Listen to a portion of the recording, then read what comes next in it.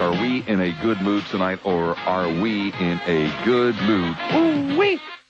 Nonetheless, Friday night, May the 8th, 1987. Let me remind you, by the way, that a week from tonight, 1 week from tonight,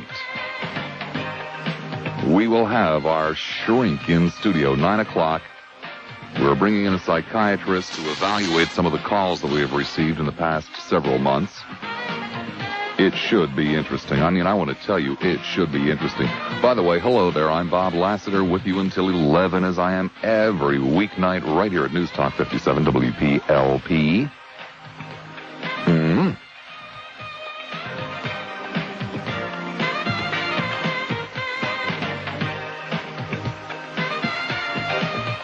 We are going to have open ranting and raving tonight. 3 hours of open ranting and raving, anything you want to rant and rave about. I had a very busy day. Besides, I'm all hung up in these Contra hearings. You guys aren't.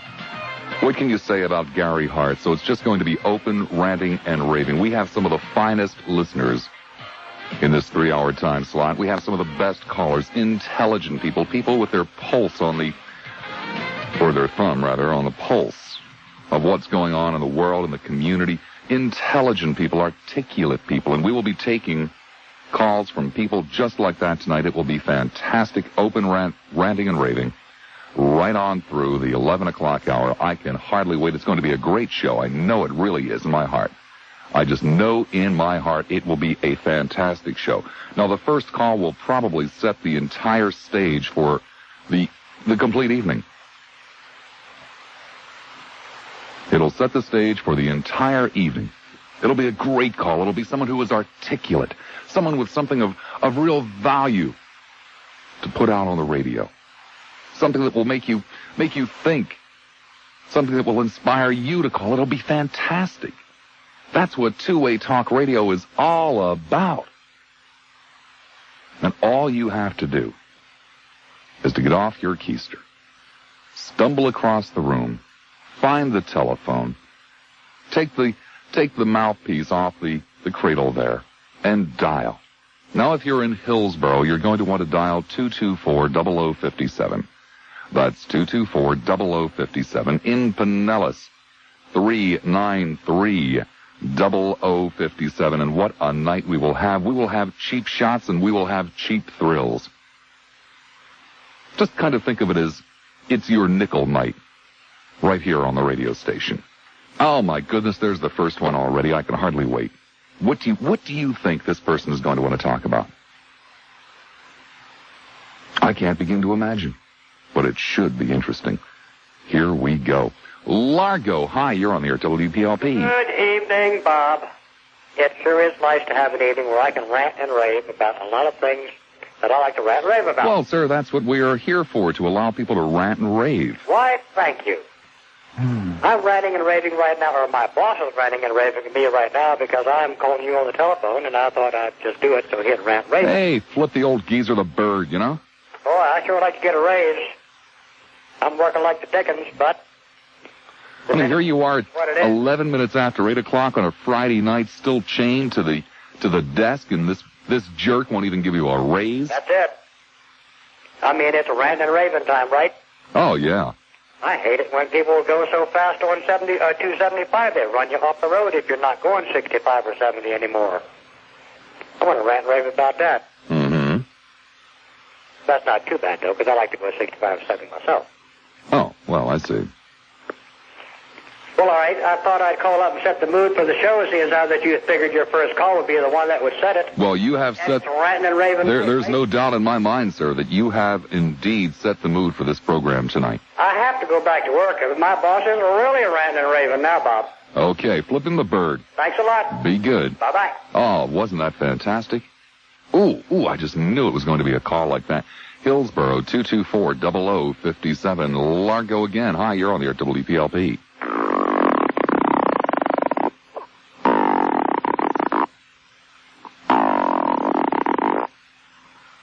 Great show. I just knew it in my bones. You know, you come in some nights and you just know that it's going to be a great evening. Largo again. You're on the air at WPLP.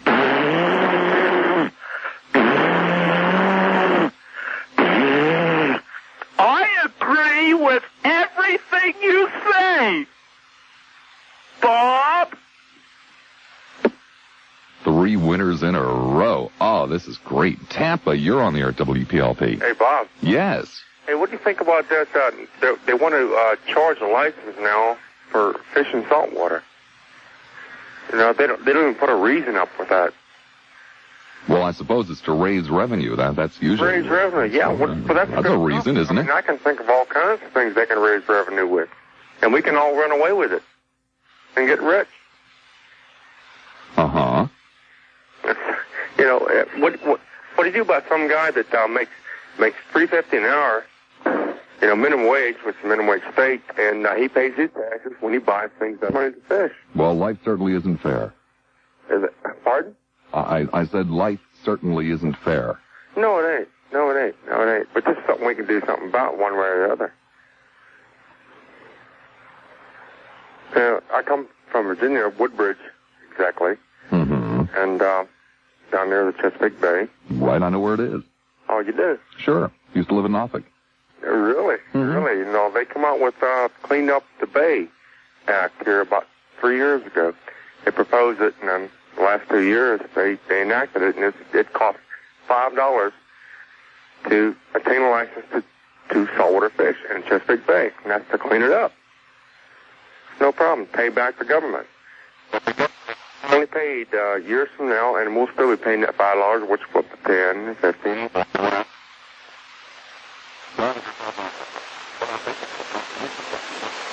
That's right. Thank you. Mm-hmm. Oh, I tell you, just the kind of calls I knew. Tampa, you're on the air at WPLP. Shut up, you big fat Bolshevik bully. Bye. Oh, all right, all right. We are on a roll tonight. Hillsborough 224-0057, Pinellas 393-0057. Isn't it great to hear your friends and neighbors out there? Clearwater, you're on the air. Well, I got a little song for you, Bob. You ready? Uh-huh. When they didn't see her depart, they broke Gary Hart. Ain't that a shame? My tears have fallen like rain. Ain't that a shame? But he was the one to blame. Wouldn't you agree with that, Bob? No. You don't? No, but it's a nice song anyway. Oh, hell yes. It was his fault. The boy's stupid. He ain't got no brains. Let's face it, Gary Hart's so shallow that if he was a lake, you could walk across him and not even get your ankles wet. He's nobody. You guys knows that the people can... Well, I kind of disagree with that. You see, everybody knows his name and nobody knows yours. Who's that, Gary Hart? Everybody's talking about him. Ain't nobody talking about you. I ain't a loser. Gary Hart's a loser now. Oh. You're saying that it wasn't his fault that he got knocked out. Not what I said at all. You don't think he was to blame for his problems? No. Who was? An overzealous press. An overzealous press? Yeah. Because you see, if you're really bummed out about Gary Hart and his indiscretions, then of course you would also be demanding Ronald Reagan's resignation. Oh, right. You know, we only got, 21 more... Based on immorality. Senility in the White House. I'm glad about getting that over with, too. So you're not interested in morality? No, I mean, I don't care about the guy's morals. I just think he ain't got much judgment. I don't think he's got so much brains to know what he's going to do. I mean, the guy knows what's going to go on. He still did it anyways. So either he's real brave or he ain't too smart. Or maybe he didn't do it. Or maybe he didn't do it, but there sure comes a lot of things. So if he's got it, let him stick it out. Now, I think maybe the fact is he might be admired. Maybe he doesn't feel like sticking it out. What do you mean? That's his decision. Well, I think maybe the boy just admires JFK too much. He's trying to copy him in everything he does. Mm-hmm. The only problem is he ain't got no sense of humor.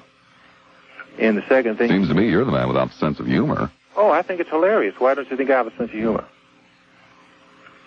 Oh, just a feeling I had? I think it's funny. I don't mind. I don't like the guy. I'm glad he ain't going to be president. I would like to see Howard Baker president or someone like Robert Dole. I don't see anybody else in the Democratic Party now. They're all going to kill them, slash each other's throats. Maybe they will, maybe they won't. We'll just have to sit back and wait and see. They're going to have to let little Mary Cuomo come in, or maybe if we're even lucky, they might even draft Ted Kennedy. In which case, no matter, the Republicans could put Richard Nixon back up for nomination and he'd win the White House. So I think the Democrats have got themselves a real problem. But Gary Hart, let's say that guy's a man of new ideas. The only reason he even barely won the nomination last time was because people are voting against Mondale. Well, you apparently don't know what Gary Hart stands for, because if you did, you'd know that he does indeed have some very new, refreshing ideas. But you see, you're such a shallow man that you didn't bother to go out and find out what he stood for. You just kind of sit back there and cast aspersions, not having the vaguest idea what the hell you're talking about, not knowing whether or not your facts are accurate or even in existence. Oh, that Gary Mino. And you're calling Gary Hart shallow? Oh, sure. About those nice books. My. Those nice books that he had ghostwritten by his aides about the defense. See, there you go again, casting aspersions when you don't even know what in the hell you're talking about. Oh, come on now. That boy ain't that bright. Those books are written by... Well, there are lots of boys around that aren't bright. I think I got one on the phone. Clearwater, you're on the air at WPLP. Hi, Bob. Hi. I want to ask the Christians out there that claim to know their God so well, what does he eat? They call him he, so he must be a man. What does he eat, and who gave birth to him, and why he doesn't have a telephone? And I'll be listening for their answers. Okay. Thank you. All right. What a great night it's going to be. I felt it in my bones when I walked through the door. There was a certain electricity in the building. And I said, oh, man, we're going to do open phones tonight, and it'll just be, And it really, so far it has been, hasn't it?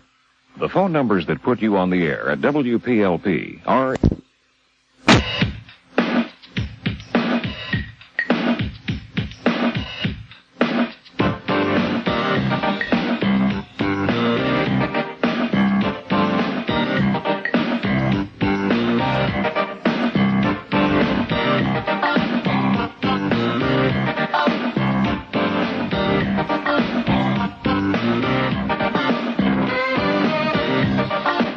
The time, a line open at each county, Hillsborough 224-0057, Pinellas 393-0057. It is an open evening. Tampa, hi, you're on the air at WPLP. Hi, Bob. Hi. I've been watching the Iran-Contra hearings. I've been enjoying it. Not watching it, but actually listening to it on radio. I've been enjoying it very much so because I'm now old enough to appreciate the history in making, as opposed to when I was in my early teens watching the Watergate hearings on TV and being somewhat bored because I really didn't understand it.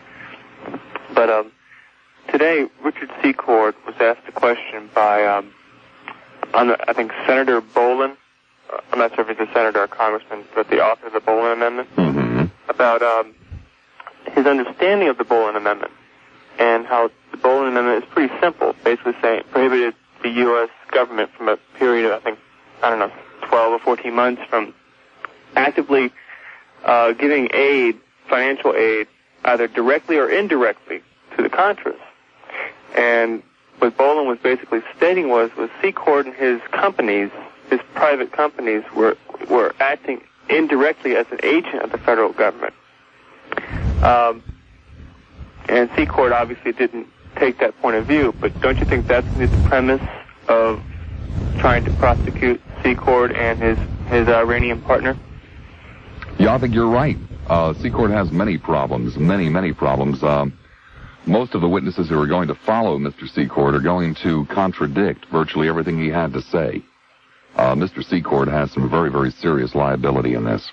And also, I was listening to the radio station that was broadcasting it, and after their broadcast of the hearings, they have a news report. And I'm not sure if this station is leftist oriented, but they really had a major 15-minute broadcast of the lawsuit pending against Secord from actions dating back to 1965 when he was a major in the U.S. Air Force, heading up some sort of drug trafficking in Southeast Asia for building up funds to promote these right-wing hit squads in Laos and Thailand. Laos and Cambodia. Have you heard? No, I have no knowledge of that whatsoever. I've never heard that before either until today. And I was wondering how come... But I don't see how it could possibly be a lawsuit. That wouldn't be a civil situation. That would be a criminal situation. Well, the thing is, they're showing this history that set a precedent for a lawsuit that's going to come against him now on something similar for drug running into the United States and selling the profits and giving the profits to the Contras, or supposed Contras, that he's done it before, and they're going to try to link him to the current one that West 57th Street had exposed a couple weeks back. And I think this guy is going to be in a big trouble. Oh, it's going to be a real interesting summer. Going to be a really interesting summer. Also, I like the WPLP, and I was somewhat disappointed. Maybe they couldn't do it logistically, but that they're not broadcasting the... It's not available to us. I'm sorry? To the best of my knowledge, it's not available to us. Oh, okay. All right. I thank you much. All right. Bye-bye. Tampa, your turn at WPLP. I have a brain-damaged snowbird complaint to register, Mr. Lassiter. Well, register it. You've come to the right place, that's for sure. I got my Gentel bill a couple of days ago, and for some reason, I actually looked at the flyer, known to all of us, of course, as the sundial. Let me read real quickly. If you have seasonal service, you will no longer pay access charges while you are away. At Gentel's request, the Federal Communications Commission recently eliminated the $1 monthly access charge for residential customers while they're using seasonal service. Funny you should mention that. I happened to read it this month, too. Probably the first time I've ever read that. Isn't that nice? Yeah, it really is. They slipped that one by us. I don't know where that came from. I try to read about General Telephone just to fortify my contempt of General Telephone, and I never saw that listed as something that was going to come up. That's my complaint. I just had to tell somebody. Well, you did. Okay. Okay. Good night, Bob. Hillsborough, 224-0057, 224-0057. Kind of, just think of it as open ranting and raving tonight. Clearwater, your turn at WPLP. Bob, I have one question for you. Yeah? Don't chicken out on me now, please. Mm-hmm. What does it mean for the U.S. government to have a policy of tight money supply? Well, the U.S. government doesn't have a policy of tight money supply. The Federal Reserve might have a policy of tight money supply. What does it mean? But the U.S. government certainly wouldn't, because the U.S. government doesn't have a money supply policy. The U.S. government doesn't supply money. Well, that's not true. The Reagan administration had a policy of tight money supply. No, sir. No, sir. The Federal Reserve Board and Mr. Volcker had a policy of tight money supply. Okay, well, I'll let you go on that. So did Reagan. But... No, you're not going to let me go on that. You're not going to let me go on that at all. It happens to be true and accurate. Okay, what does it mean when Paul Volcker has ladies and gentlemen, this is our amateur economist here. Okay, what does it mean when Volcker has a policy of tight money supply? What does it mean when Mr. Volcker has a policy of tight money supply? I would be delighted to address that question for you. You see, the last time you asked it, it wasn't in context of the program, but tonight it certainly is. So therefore, I will gladly answer it for you. It's really quite simple. It's the amount of money that the Federal Reserve Board charges to its members, i.e., if they want to restrict the loans that they make, they raise the interest rate. If they want to encourage loans, they lower the interest rate. So a tight money supply would be when they raise the interest rates to their member banks. Well, I thought you always said that interest rates are determined by the market and not by policy. They are.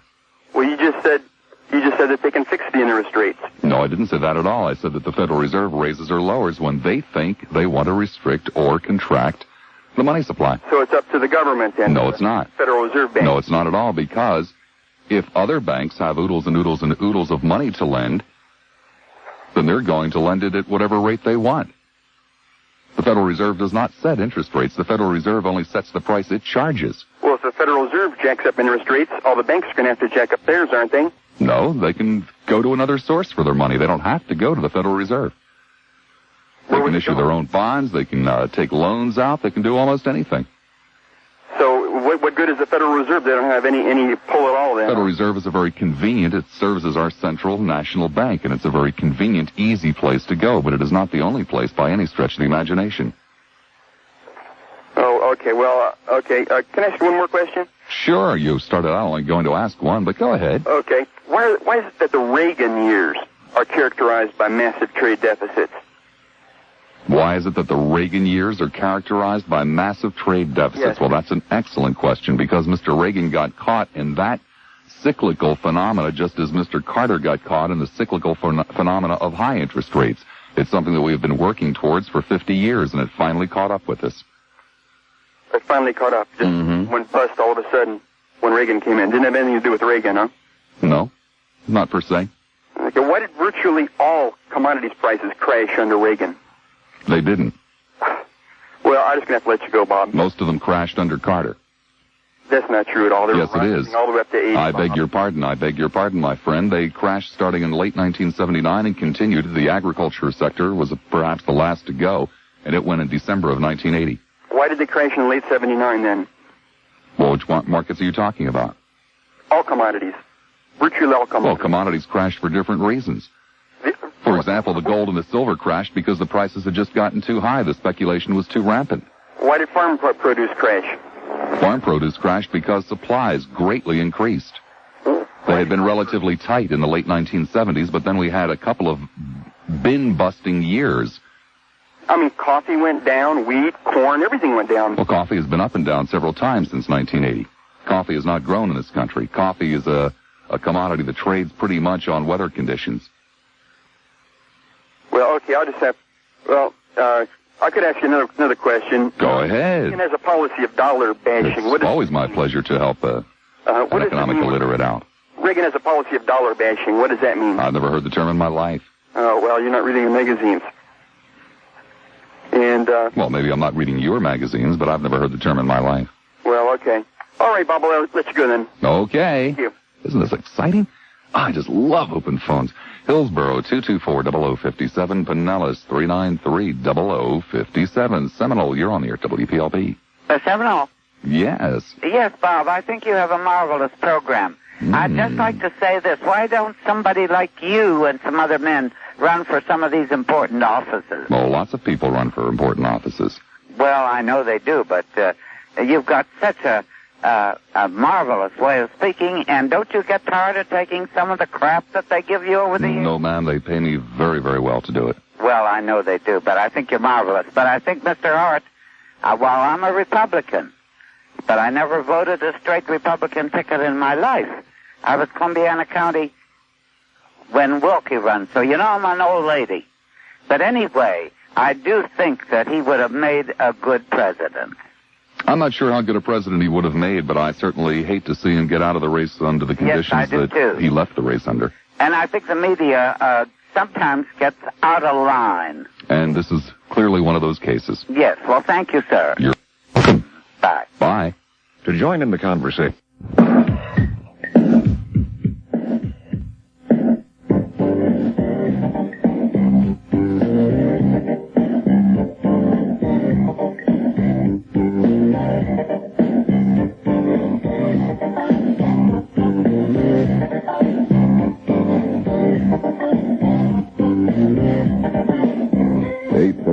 The time, 2 lines open, 1 in each county. Well, hasn't the first 35 minutes just been electric? Absolutely electric. Ooh. Largo, you're on the air at WPLP. Hello, Largo. Hello? Hello. Hi, I'm from Clearwater. Okay. That's why I didn't know. All right, before I start things off, I'd like to compliment you on your show. Well, thank you. I really enjoy listening to it. And, my first question is, what is it with this Q105? I mean... What is it with Q105? Well, that's an excellent question. Unfortunately, I have not the vaguest idea what you mean. Well, I mean, you guys are always cutting them down. Well, yes, I do. That's true. But I mean, why? What's the whole reason? Why? Because I find them to be absolutely appalling and tasteless. Well, they're not tasteless. I mean, you play good music. You know, they don't say nothing bad about you. I couldn't care less. But I find the Q-Zoo to be and portions of Mason Dixon's program to be absolutely tasteless. Well, I gotta agree with you on that. You know, I'm not here to argue with you, okay? Well, why don't you guys give them a call? I mean, I hear you. You know, they don't. You know, you call them, but they never call you back. So why don't you call them? You know, like now on the air. That's illegal. Oh, it is? Mm-hmm. Well, what happened? What would happen? I would get in trouble, and so would the station. Oh, I see. Well, another thing, how come you hate snowbirds? I don't hate snowbirds. I hate brain-damaged snowbirds. Well, how come you hate them? Because they annoy me.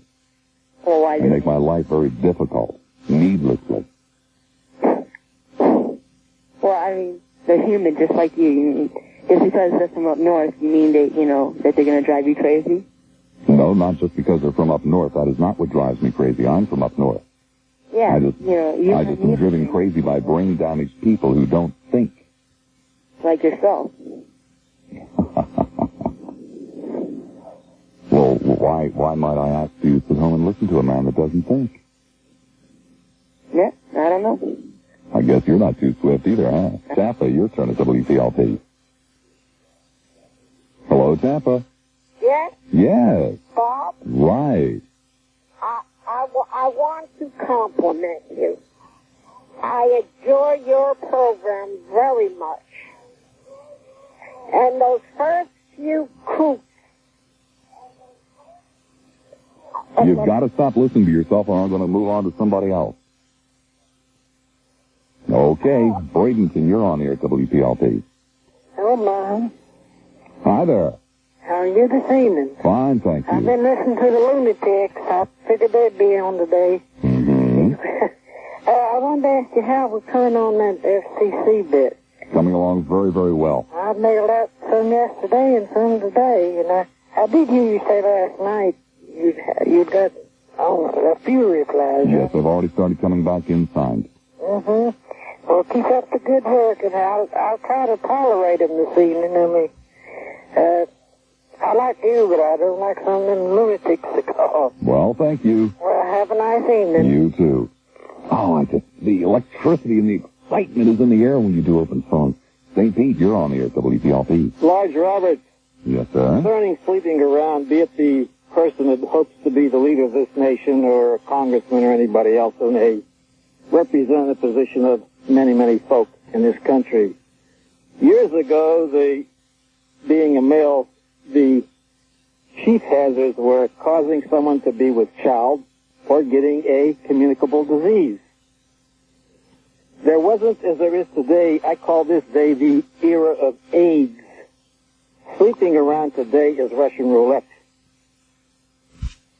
And when somebody brazenly likes to profess and also say and dare come around to see if I am sleeping around in this era of AIDS, I doubt quite sincerely whether he or anybody else has a lab test before he rolls in the feathers with them.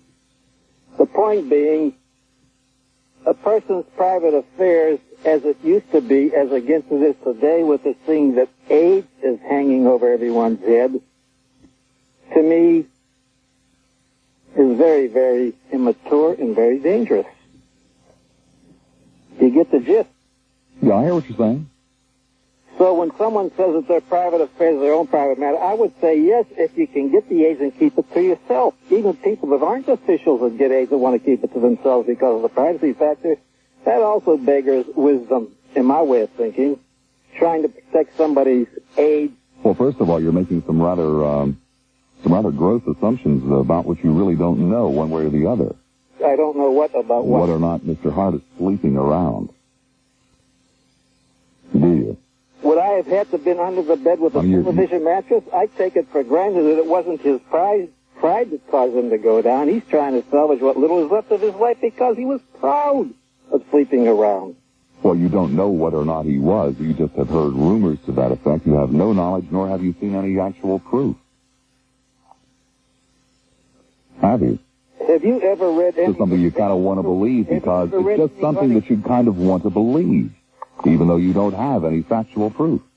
If somebody... Well, I've heard people say that he himself and other people saying that he didn't do this. I choose to believe what I choose to believe as regards proof. Right, regardless of whether or not you have any proof. Well, regardless of who has what kind... Well, this is what you call a discussion about a current event. I didn't read this in the paper. I'm telling you what I think was happening.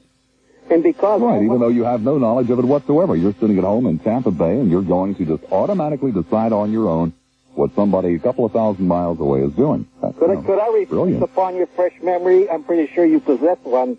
You said you would like Far fresher than you'd like, sir. You would like to hear somebody release some kind of thought factor that they did not pick up from somebody else's article. Yes, sir, but I didn't say I wanted to hear people fantasize. Oh, this is a fantasy. Well, yes, apparently it is, sir, because you don't have any direct knowledge about what you're talking of. In other words, because I don't go to bed with everybody that's messing around, I have no right to even think that they're messing around. That's what you're trying to tell me. In other words, if I No, it's not what I'm trying to tell you at all, sir. What I'm trying to tell you is know what you're talking about before you start talking about it. Well, what's the gospel truth? Why don't you call your program, a religious program, Gospel Truth? You won't listen to anything else. All I'm doing No, sir, I'm not going to listen to rumor and innuendo. I'm making conversation. No, sir, you're making things up as you go along. You're automatically condemning Gary Hart for something about which you know nothing.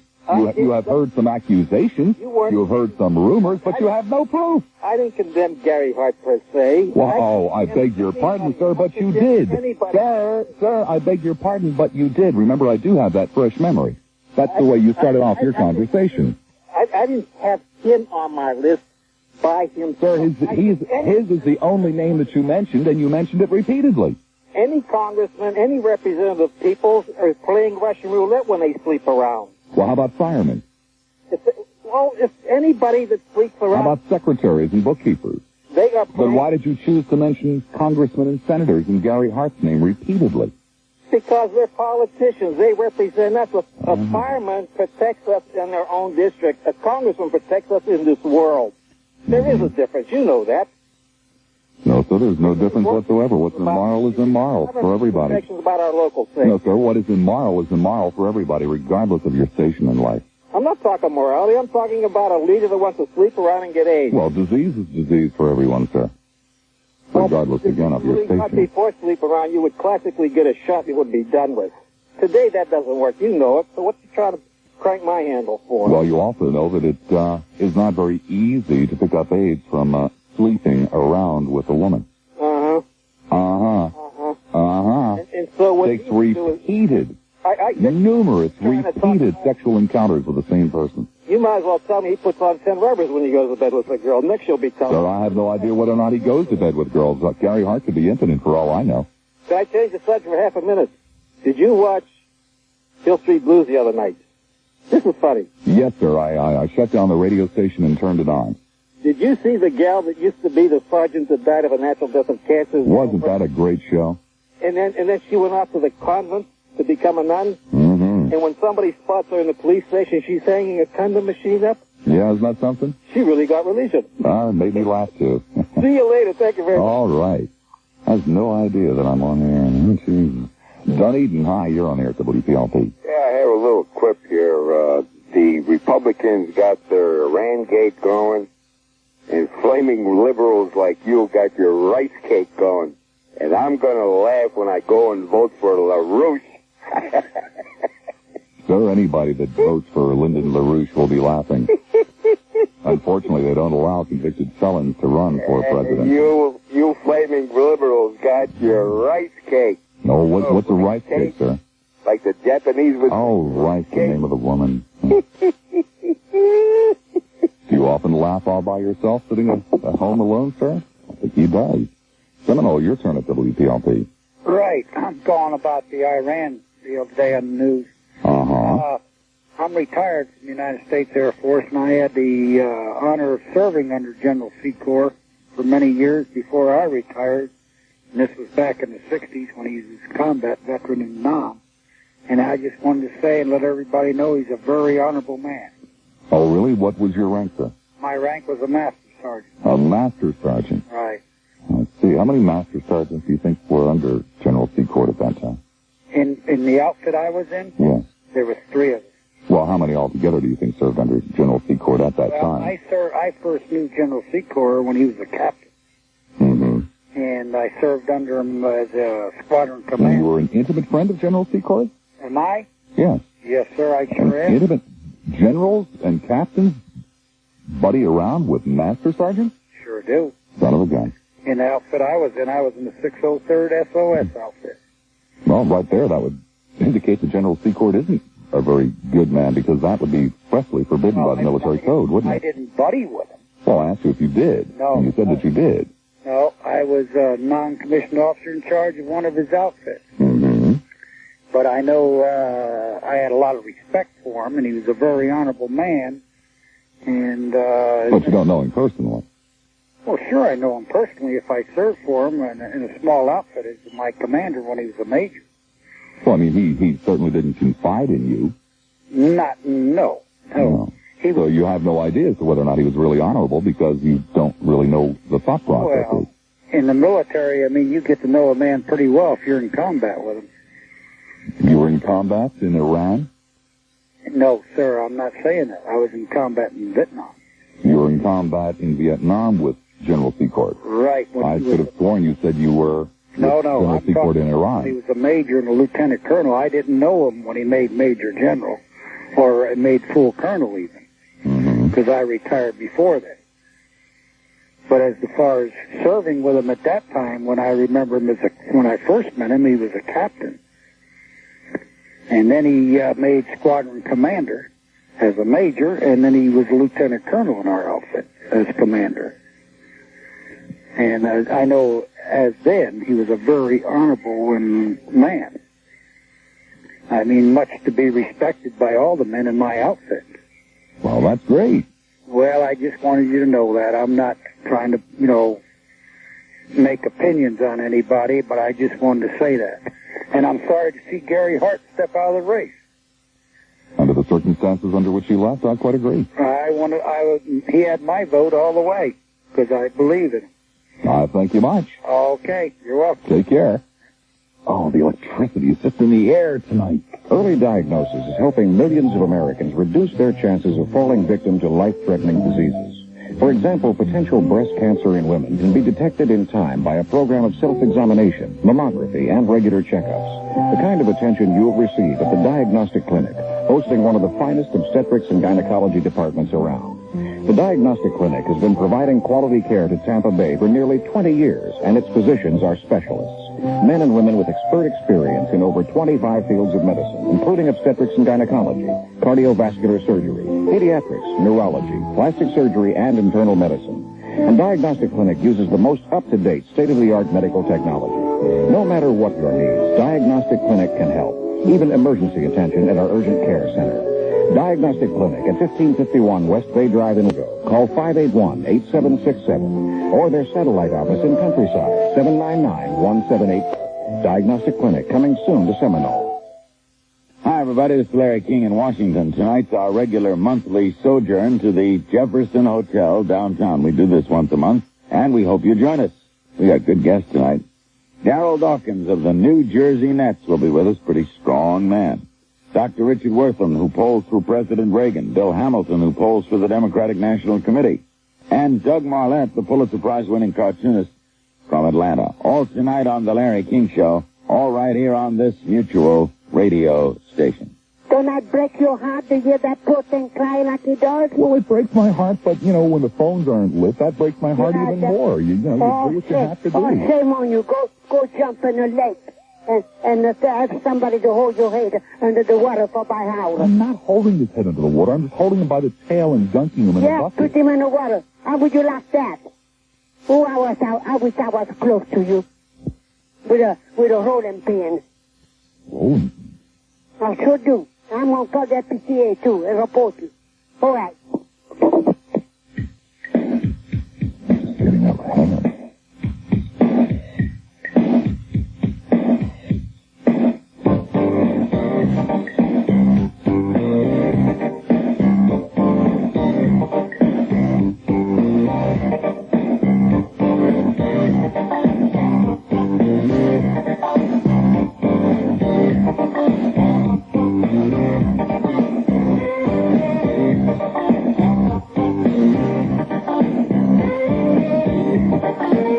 8:51 the time. One line open, it seems. Nellis, 393-0057, Apollo Beach. Welcome to WPLP. Evening, Robert. Good evening. I knew Adolf Hitler when he was a corporal.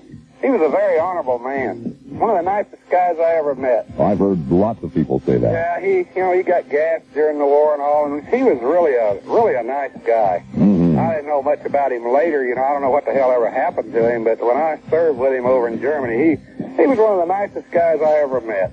I really, he looked after all of us, and we Us guys that served under him, we really liked him. He's a great guy. I well understand what you're saying. Okay, Robert. That's the way I see it. Okay. Bye. Bye. That's starting to pick up. One line open in each county.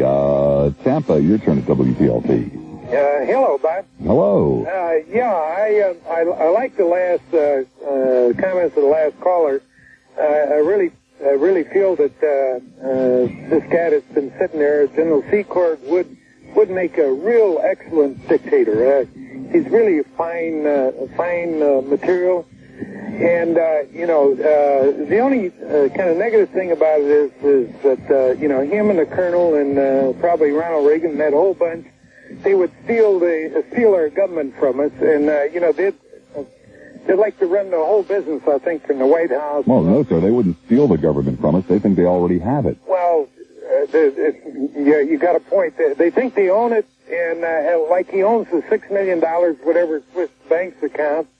General Secord said he had. Didn't that just tug at your heartstrings today when he offered to give that money to the William J. Casey Foundation?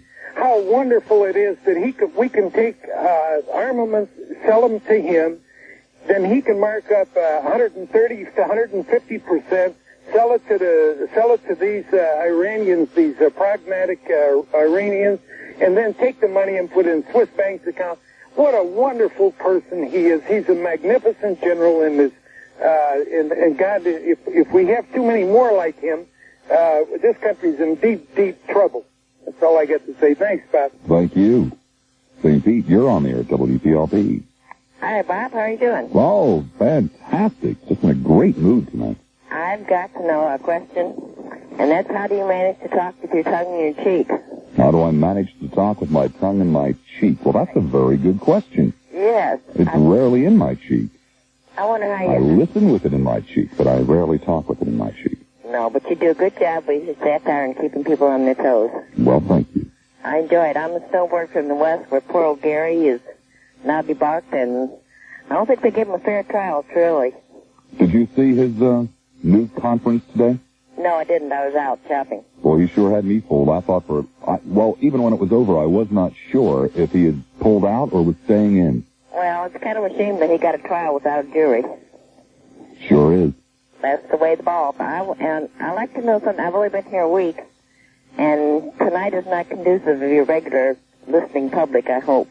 Well, yes, it is. It's just that I'm allowing them more latitude tonight than I normally do. Oh, my. I'm usually very short and abrupt with callers like I've had tonight. Oh, dear. Well, I'm enjoying it, but it's hard to listen to it sometimes because they're so ridiculous. But the other half is good. Well, thank you. Okay, come out west. We're not all bad. Okay. Bye-bye. Bye-bye. Tampa, 224-0057. Hillsborough, 3. What am I saying? Hillsborough, 224-0057. Pinellas, that's where we are. 393-0057. Now, I'm sure I have you all hopelessly confused. By the way, it's open, ranting and raving tonight, just wide open. St. Pete, you're on the air at WPLP. Hello, Bob. Hello. How are you? Oh, great. Good. Bob. Haven't been this good since late Wednesday night. Oh, good. I wanted to say, isn't the President Reagan supposed to be the commander-in-chief? Well, yes, I do believe. And in that position, shouldn't he know what his army is doing? And with something as close to his heart as the Contra aid, how can one believe that he knew nothing about it? Well, there are many reasonable people that have the very same question that you have. Oh, well, it's a fair question, isn't it? It's a terribly fair question. And why did Oliver North shred all that stuff? I guess because he's a national hero. Yeah, well, he's protecting the president. That's what he's doing. Again, there are other reasonable people that have the same suspicion. Yeah. Well... Lots of them are in Congress, too. Oh, yeah. Some of them there, too. But I hope they... I don't know how Reagan can face a camera and say he knew nothing about it. Either he's incompetent as a commander-in-chief or he's a liar.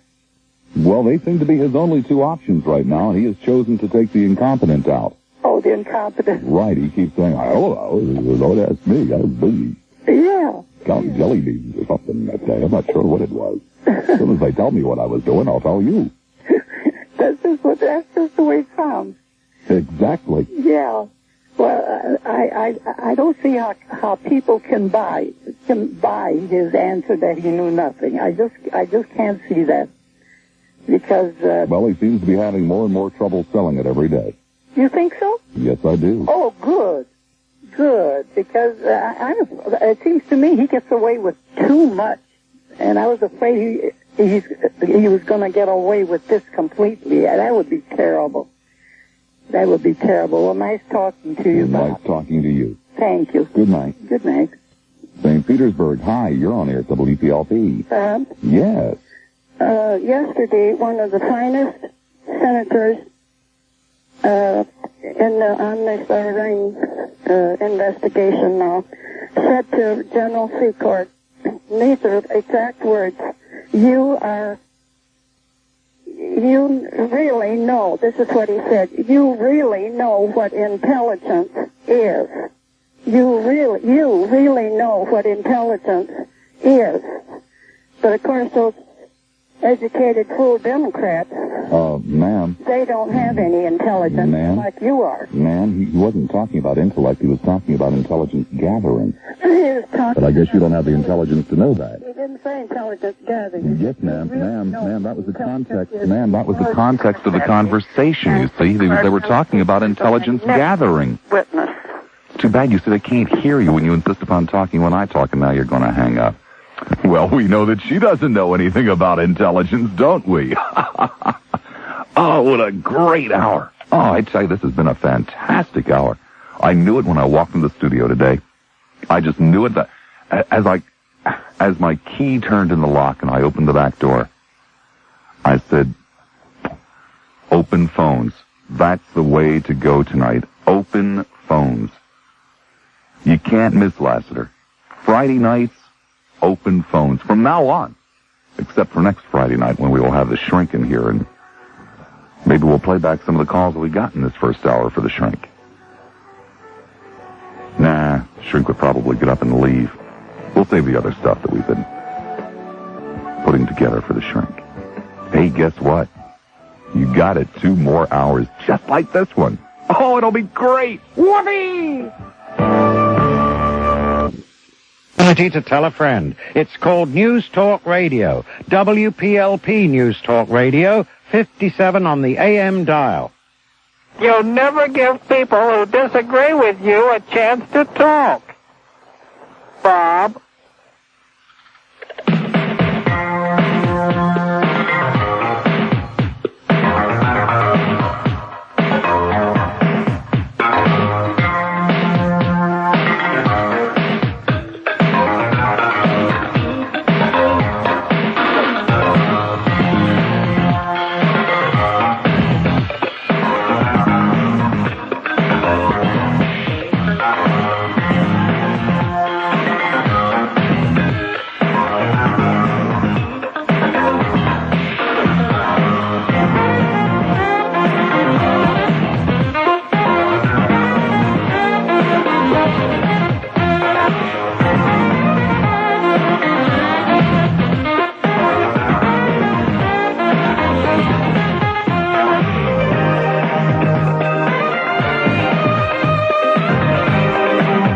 Back 7.5 minutes after the hour of 9 o'clock on this Friday, May the 8th, 1987.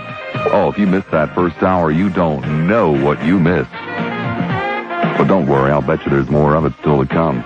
I can't wait.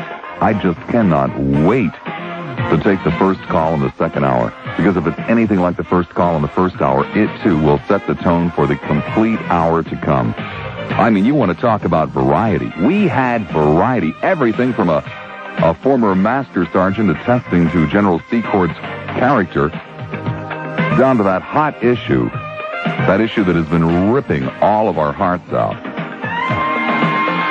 Fishing licenses for saltwater sportsmen. Ooh.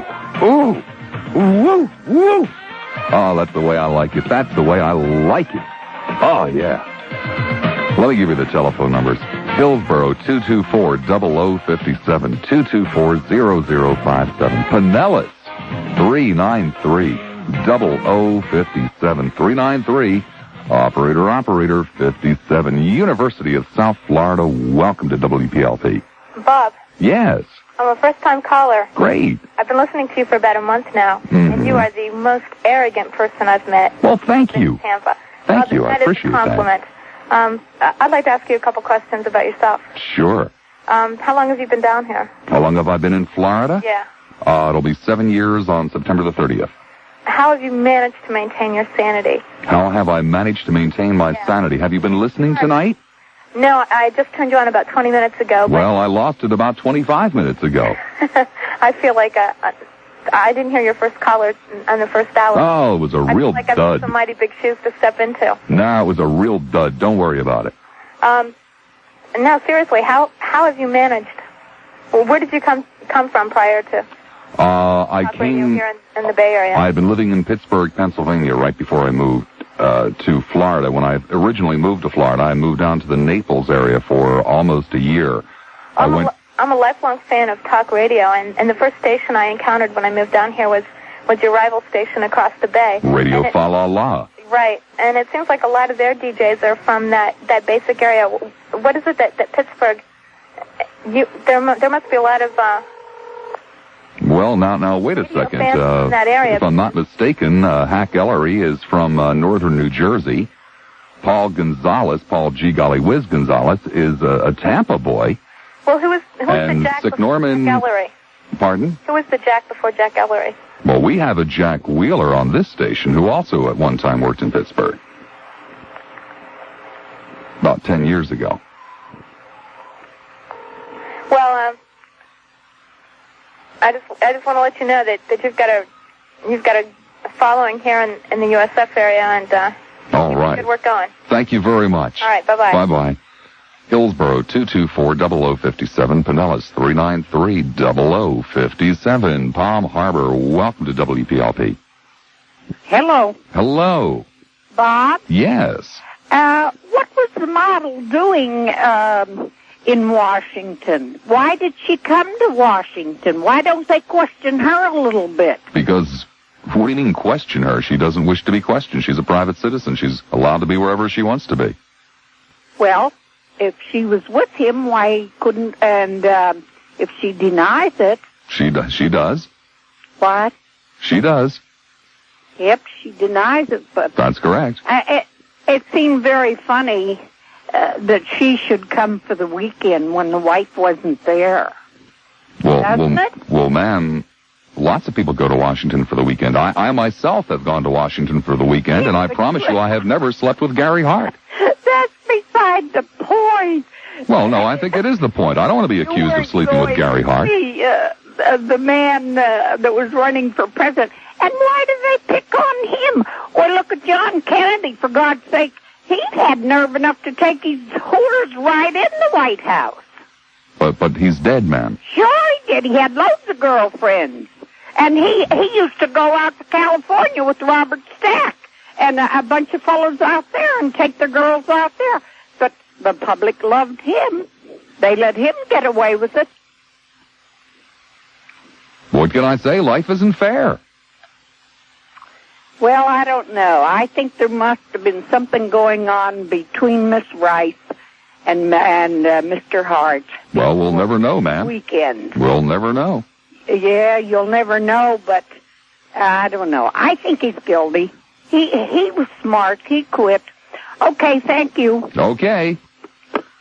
All right, that's the kind of call I was looking for to get this hour cooking. Go for it. Go for it. Hillsboro, 224-0057, Pinellas, 393-0057. Again, I reiterate, even though I have spent weekends in Washington, D.C., I did not, I repeat, I did not sleep with Senator Gary Hart. Tampa, you're on the air at WPLP. How you doing, Bob? Fine. I'm damn glad Great you didn't mood. sleep with him. Whoopee, whoopee, whoopee. Hey, listen. Yes? Yeah. Pittsburgh, Pennsylvania. That's where you're from. No, it's not where I'm from. It's where I moved from when I came to Florida. Yeah. Well, I lived in a place called Apollo. Latrobe. Latrobe, sure, I know. Yeah. Well, that's where I'm from. I called about before about the fishing in Chesapeake Bay, the $5. You've already called once tonight. Only once a night. Brandon, you're on the air at WPLP. Hello, Bob. Hello. Hey, what's this about the governor wanting equal time on the radio? I know nothing about it. I haven't heard anything about it. You didn't see where he was demanding equal time for that ad you guys run? No, sir. I'm not familiar with it. It was on the news tonight. Well, it may have been. I just didn't hear it. Another thing, this house that the general's got down here in Florida for $25,000. I wondered where a guy might buy it. You wouldn't know where that would be, would you?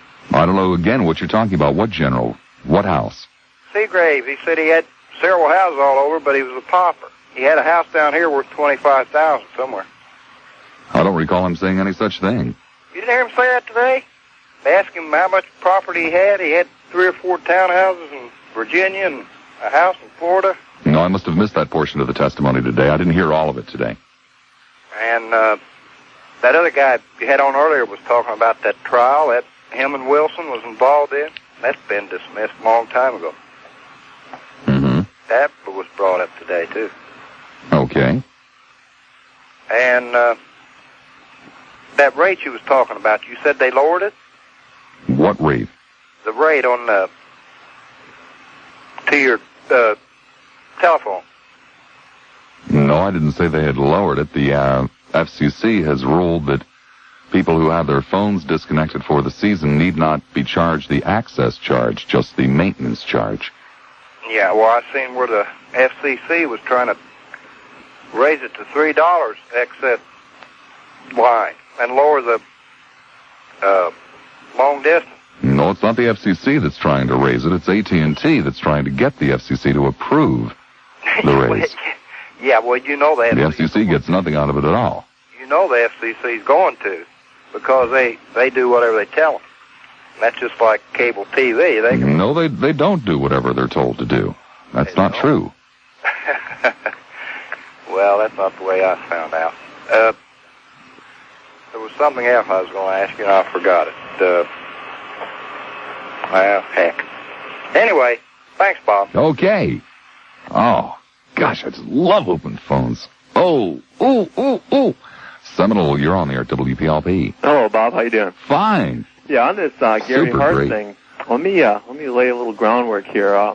It's proven that when you're running a campaign or doing an advertising campaign for anything, that the more exposure a product or a person has, the better chance he has of selling or being sold. Mm-hmm. Okay, and also it's pretty much of a proven fact that the media seems to try and convict people or try and acquit people in certain crimes and instances.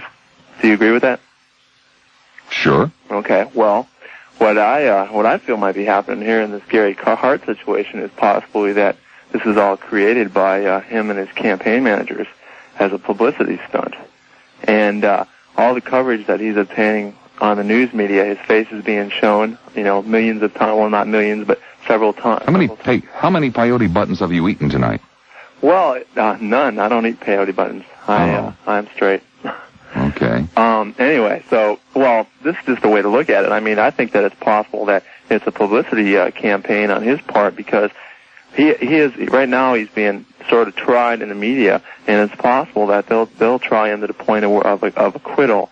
And all this time that his face is showed on the TV and in the newspapers and everything is not going to have to be paid for per se by his campaign. Therefore, it won't be accountable advertising costs, because there's some kind of a limit on that, isn't there? On the people that run for presidency, there's a limit on how much money they can spend and all that. Yes, there is.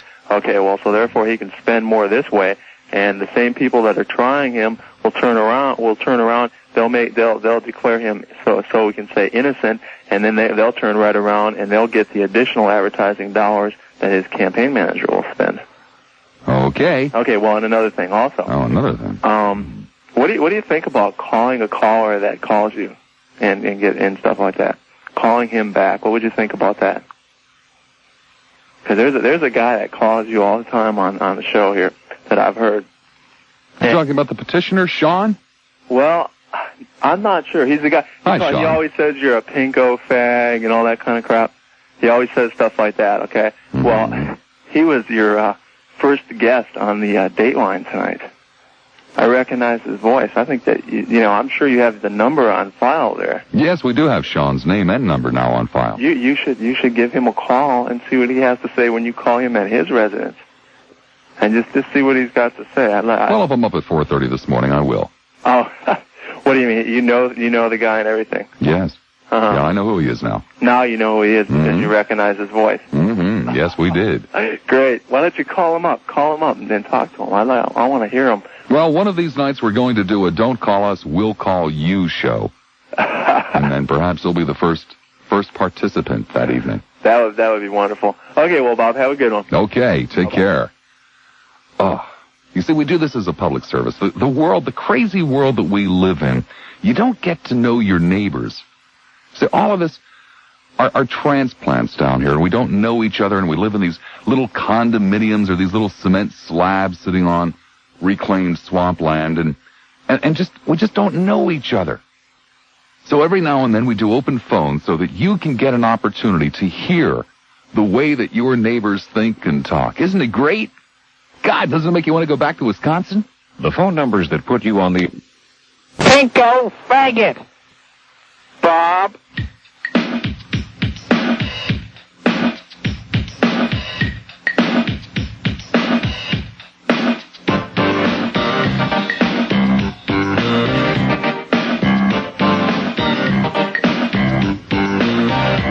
Minutes after the hour of 9 o'clock, there is something I'd like you to think about.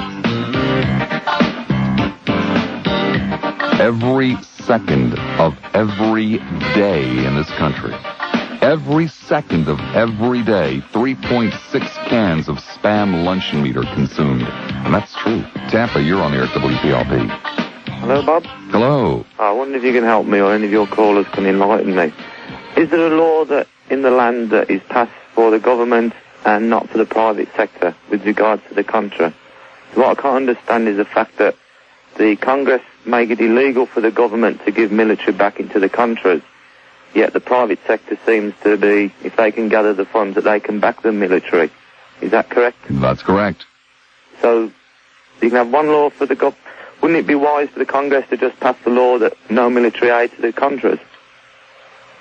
And then we wouldn't have all this hassle and trouble that we're in now. Well, I'm sure in retrospect that would have been the wise thing to do if that was their intent. Yeah. So really, they just left the back door open for the government one way or another to bypass the law of Congress and just get into the private sector. Mm-hmm. That just seems absolutely ridiculous to me. But that's the way it works, yeah? That's the way it works. What more can I say? Okay. Thank you. Tampa, 224-0057. Pinellas, 393-0057. North Tampa, you're on the air at WPLP. Hi there, Bob. Hi. What's happening? Not much. Surprise me here. Things happening over there. I'll take a sip of brewski or something here, you know. Listen. Well, I'm glad that you interrupted your busy schedule of drinking to call us tonight. No, I wouldn't do that. You know? Okay.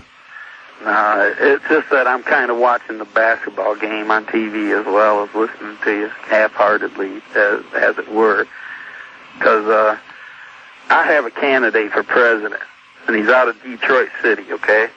The Motor City, for the Democratic Party. And you know who that is? Isaiah Thomas of the Detroit Pistons. No, hey, listen. All seriousness, Isaiah would make a great president, but he's too young, you know. He's too young to be president yet. He has honesty and integrity and a work ethic like no others. He's a farm boy out of the city, you know, city of Chicago. Mm-hmm. He's a farm boy at heart. And, you know, he's just a kid at heart, man. And he plays basketball like he knows how to play basketball. But he's honest, and he's got very much good integrity. He knows a lot about, you know, drug abuse and the problem because his brothers grew up being drug addicts and such, you know, and everything. But he never does drugs, you know. Now, that's yet to be proved. If you want to go give him a urine sample, you know, I'm sure it'll turn up negative. But, you know, that's Reagan's prerogative if he wants to do that or not. You know, I think, you know, or anybody else, you know, if they want to give him. But I think he just gets high on life, you know, and that he would make a great president, Isaiah Thomas. But could I ask you to hold for 1 second? It's illegal for individual Americans, these wars, under the Delaney Clause, to contribute to the Contra. It is? It under the Delaney Law, yes, from 84 to, for fiscal year 85 to be exact. Uh-huh. And I think he may have, that may have slipped. Okay. The last two words in the Delaney Clause, as read today by Mr. Delaney, covered all the agencies, the illegality, and the last two words, and individuals, meaning individual American citizens. Okay, well, thanks for clearing that up for us. Please let him know. Okay. Are you still there? Oh, yeah. All right, I just had to get that important call in quickly. What was that all about? I haven't the vaguest idea. Oh, I guess I don't either, because I couldn't make heads or tails of what the guy was saying. But anyway, the real Detroit candidate I was thinking about, Bob, and I'd like your opinion on this, if you think he's going to be interested now or not, is Lee Iacocca. Well, he has said flatly that he is not. He is not, you know. But I wonder, you know, if Lee might be thinking, hey, you know, I bet he likes to, you know, do a little titillation, as it may be, you know. Like Gary Hart, I think he was just trying to, you know, excuse me, pardon me, you know. That's okay, I understand. You know, you're eating pretzels and drinking beer, you know, you get a little gas. I understand that. You know, Friday night's the only night, right, huh? I understand that much, right? Friday night's the only night you can really have a few and then call you up, right? That's right, yes. Okay. All right. Unless you live in a condo and you drink Muscatel, then you can call any night. And they do, too. Quite in a condo. I don't know what you'd call it. Maybe a hole in the wall or something like that, you know? Well, if you'd stop spending all of your money on beer and wasting your life watching basketball games, perhaps you could get a better place to live. Bob, you don't even know me, bud. Huh? You don't know what Oh, it's Bud that you drink. Well, why not try Old Milwaukee? At least it's cheaper. Hey, I buy the quarts of Mickey's, you know? They only cost like $1.09, you know? Or some places you can get them for 95 or 99, you know? And quarts of Mickey's are okay, you know? You can buy them cheap. Get them by the case, especially, you know? That's even cheaper. Oh, sure, it saves all those trips to the store, too. Yeah. They waste gas, you know? Shit. But unfortunately, you can really stub your toe something fierce when you drop those suckers on the floor and you walk into them. Yeah, that's true, huh? It's not like, you know, those aluminum cans. They just go flying. They don't hurt you at all. You know? Yeah, my you budget step on a goes quart towards, bottle. Woo! My budget goes towards rent, electric,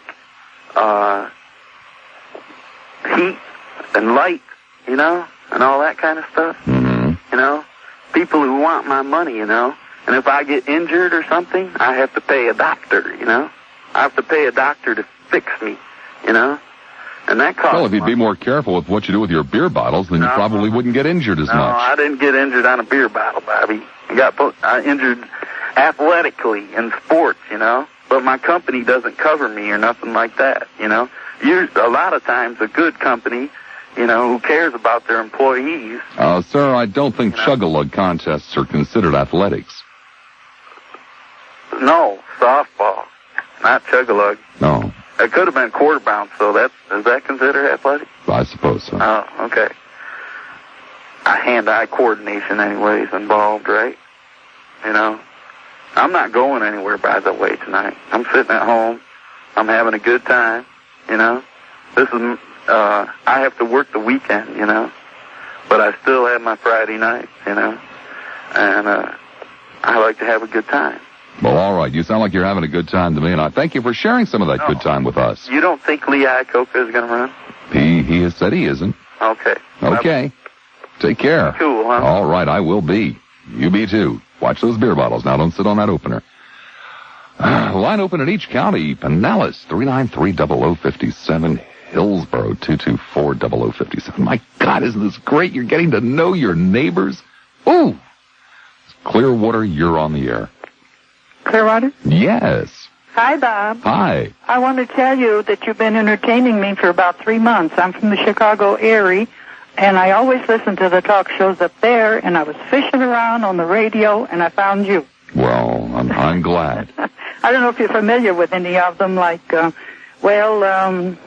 Baum, Clark Weber, and, WIND used to be all talk show, and a Spanish bought it, and of course, it was Spanish then, and then I had to jump around, WBBM, WGN, WMAQ, and when I came here, I was getting country and western music, and I thought, well, that's all right. I am originally from Tennessee, and I used to square dance and do all those things, and that was entertaining, but I thought, I only wish I could get a talk show. So lo and behold, I found you. But, Bob, you've got the patience of Job. Well, yes, I do. I'm known as Gentle Patient Bob in the business. I'm telling you, I really don't know how sometimes you can take it. You know, it's just really, I can't understand. Now, I was born and raised in Tennessee, and my mother died when I was about 3 months old, and my grandparents raised me. I picked cotton, I chopped cotton, I picked blackberries. I done everything to earn $1. But I was always lucky enough to have a school where I did get an average education. But I think you learn a lot from hearing other people talk. Oh, certainly on this program. And I lost my husband about 4 years ago, and my son was here, so he thought I should come here too. So I live in a condo. I'm very comfortable, but I do miss my friends because I was in Chicago area for 60 years, you know, so it was giving up quite a bit. Well, perhaps we can get you together with Southside Johnny, one of our regular callers from Chicago. Well, are you still, are you familiar with any of the jockeys there? No, I'm afraid I'm not. Well, I lead a sheltered life. Well, I just heard you were married recently. You had a waterbed and all those things, you know. Don't forget the goose down comforter. Well, it's very nice talking to you, and I want to tell you, sometimes I don't know, sometimes I have to turn it off because I just can't take it. I can't understand so many people that call are so uneducated. I just didn't think that happens in the 80s, unless they just don't use it the right way. But I really enjoy you, and I wish you the best of luck, and things will get better. They always say nothing ever stays the same. That's for sure. We're counting on that, too. Let me call. Thank you. Okay, bye-bye. Oh, I just love open phones. To join in the conversation, the number to call in Hillsborough County is 224-0057. In Pinellas County, Pest control and any other termite and pest control outfit, except for the price. Now, there's a big difference. The exact same service, the exact same treatment, the exact same chemicals as anybody else. But new broadcasters. I agree with everything you say, Bob.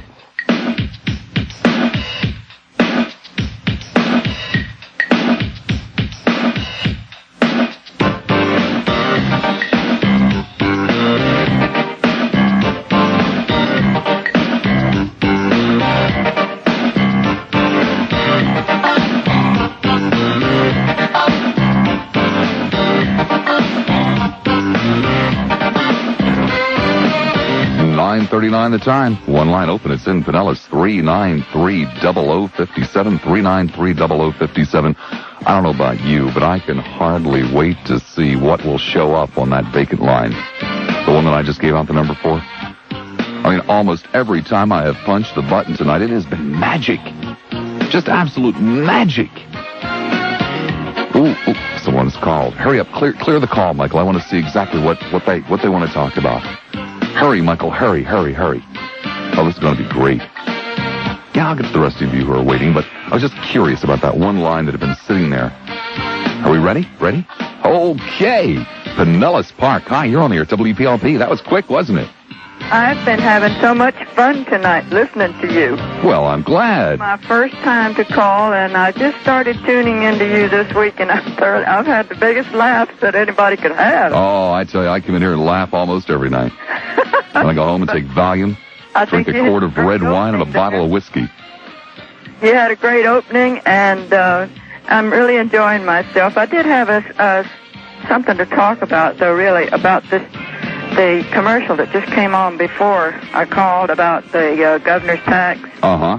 And I'm thoroughly incensed by the fact that they're going to charge $100 for a license tag. I think it's terrible. $100 for a license tag? A new license. I believe it was for, I can't remember now, try to check it back. It's either for people moving in the state, new residents. Oh, that's a proposal that some lunatic has advanced, but that has not been passed, nor is it likely to. Well, I sure hope it doesn't, because I think it's terrible. It's bad enough they're raising taxes on us as it is.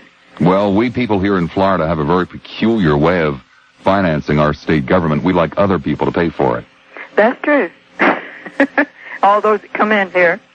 But well, even those that don't come here, we like to tax, too. I'm enjoying what I'm hearing from you, and I really don't have very many subjects to talk about, but I just want to let you know how much fun I'm having listening, and I think you're getting real high there going, what an electric night we're having. Oh, I am in a real good mood tonight. I mean, a real good mood tonight. I'm thoroughly enjoying it. Okay. Bye-bye. Take care. Woo! Line open in Pinellas. Gulfport, hi, you're on the air, WPLP. Mr. Lassiter. Yes, sir. Oh, yeah, I've never heard you before, but I read your article in the Tampa Tribune today, or not your article, but what they said about you. Oh.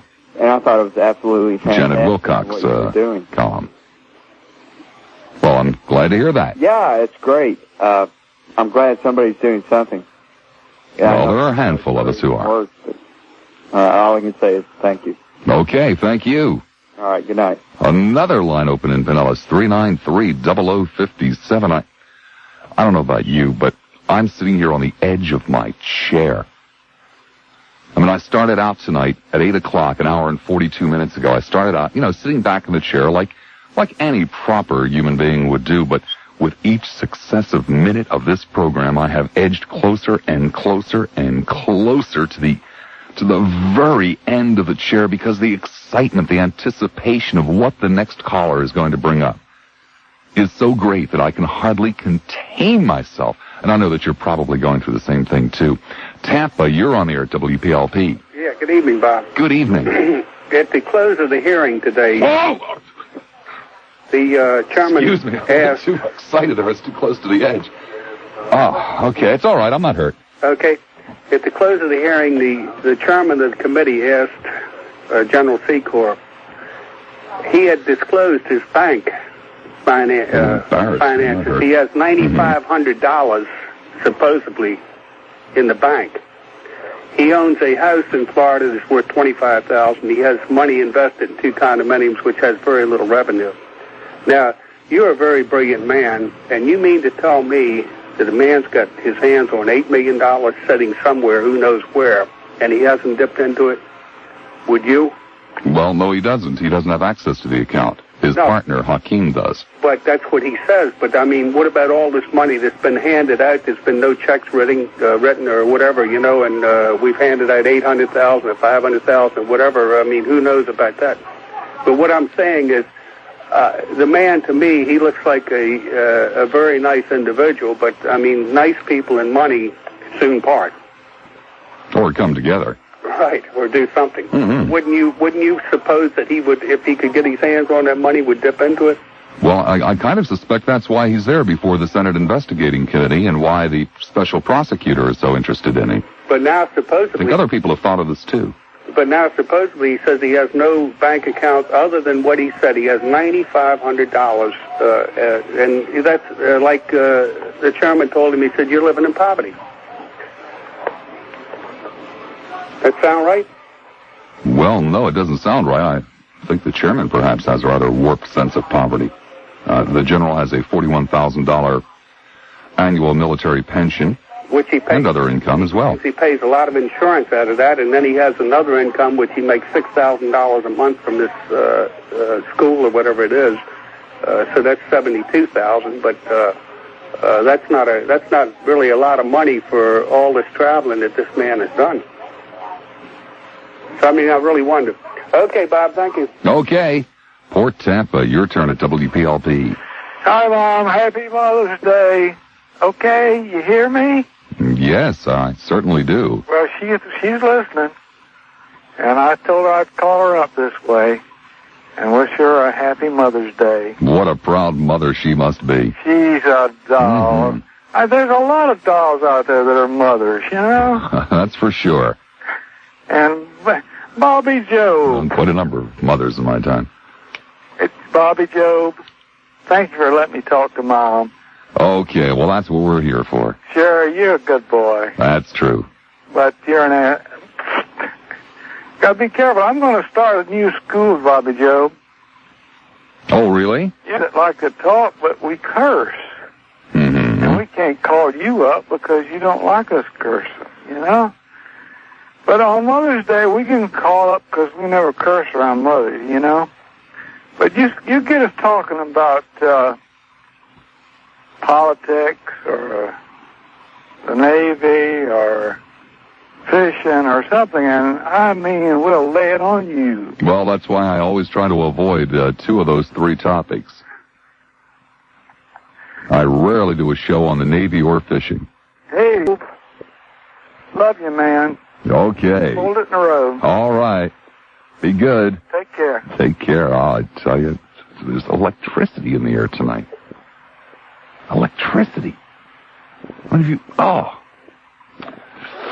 I love it. I love it. Hillsboro, 224-0057. Pinellas, 393-0057.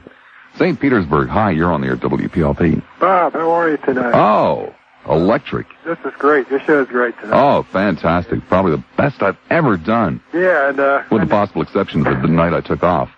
Well, I just wanted to tell, I'm glad you're not off tonight, because I want to tell you got all these people calling tonight about, you know, they know Secor, they know, I think one guy said he knew Adolf Hitler. I just wanted to call and tell you that I used to work with Secor a few years ago. Oh, really? Yeah. In fact, he was under me. I was his boss.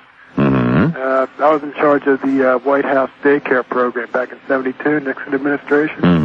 And Secor was in charge of security for the kids there. We called him Father Goose. That was his code name back then. And one day, he got in a little trouble. One of the kids escaped from the playground there, and Secor pulled out a gun and shot one of the kids in the leg. And he said, well, nobody told me I couldn't shoot him. I had to keep the kids in the playground there. Well, the kid was probably a commie anyway. Yeah, they said that. Well, it wasn't against the rules, was it? Yeah, I didn't see anything in the rule book about that, so we had to let him go. But I just want to tell you, that I was personally familiar with the guy there. Well, I'm glad you shared that with us. Thank you very much. Have a good night. Be good. Bye now. 393-0057 in Pinellas, 224-0057 in Hillsboro. Ooh, St. Petersburg, you're on the air at WPLP. Hey, how you doing? Oh, just great. Enjoy your program. I called in last night and it was a little too late to get on, but it's a great program. What I called about and what concerns me, and I wanted to see what your views were on it. I feel real uncomfortable with the Contra affair, with the attitude of Mr. Secord. And what I feel uncomfortable about is I feel that he's very dedicated to what he's doing, but I think he's so wrong in what he's doing. There's almost an arrogance there that I sense. Do you get that, or have you... Oh, quite a bit of arrogance. And it was very apparent yesterday and from the little bit of the hearings that I saw today. What really bothers me is that he says that he's a private individual, which to me is just insane. He may be in retirement, but I think he's an active agent for the CIA, and that came out today, and I don't think there's any doubt about it. Oliver North thought he was. In a memo. What I'm amazed about is, though, that, well, I'm not really amazed. We've had the news media dominated with Mr. Hart, which to me is just like picking up a scandal sheet and reading about it. There was some good done there, there was some bad done there, but back to this thing. To me, it's overshadowed a very serious issue here, and I think this type of thinking is a detriment to a democracy. I think this is how government gets in trouble, and it's a constant battle. but I'm amazed that there isn't an outcry. There's almost nothing said. Nope. Nobody cares. You really think that? I know it. Well, I hear people on talk radio programs that seem to care, but I am amazed that... Sir, I do a talk radio program, and I've spent 3 nights this week trying to get people to talk about this, and it was like pulling teeth. Well, maybe it's that a lot of people don't understand the principles of a, quote, free society. We're threatened constantly, but it's staying on your toes and keeping informed with a program like yours, and just keeping aware of what's going on and measuring how far we go in either direction. You know, so I'm not what I guess what I'm saying is try to steer a course that benefits the most of us without jeopardizing our way of life. And sometimes the enemy is not what we see immediately, but it's more from within. And I think this is a case right here where the President of the United States and his staff believe in what they're doing. I don't doubt that at all. But it's almost the mentality, the way we think is the way you ought to think, and if you don't think that way, we're going to do it anyway. Well, Secord sat there today using the pathetically tired old conservative line about, well, people all around the world are laughing at us for all of this self-examination. We shouldn't get involved in this because people laugh at us, so let's stop this right here and now. Right, General. No, I don't believe in that at all. And well, he does. Less if other nations are laughing at that particular aspect. I think it's a very sad... The other nations are not laughing at our self-investigation. The other nations are laughing at our antics and the clown-like attitude of this administration. I would agree with that 100%. I think it's... I'm just amazed, though. I didn't know. I just caught your show the other night. I didn't realize that you've been talking about it for 3 days and nobody's concerned. That utterly amazes me. Matter of fact, it frightens me. Thank you much. Thank you. Be good. I apologize for that call. I really do. But I'm sure that subsequent calls that come in will, bring this program up to the level where we were earlier. World travel, East, West,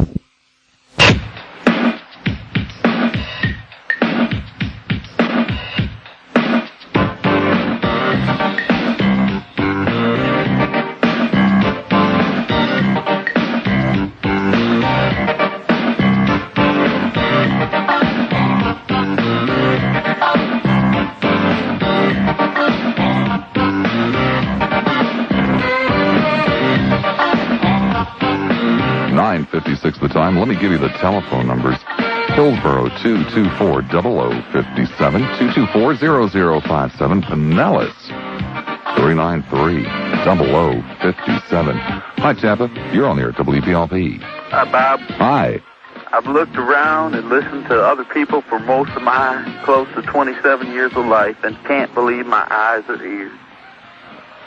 Oh, really? How's that?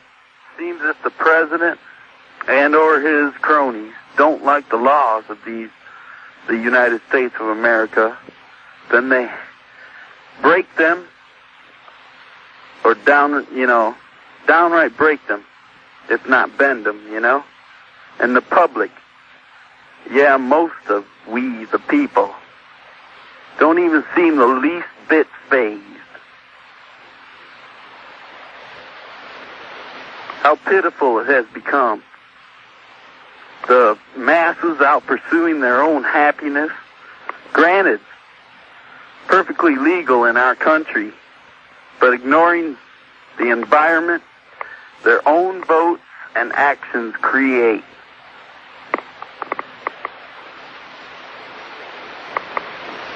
Liberty, free from control of others.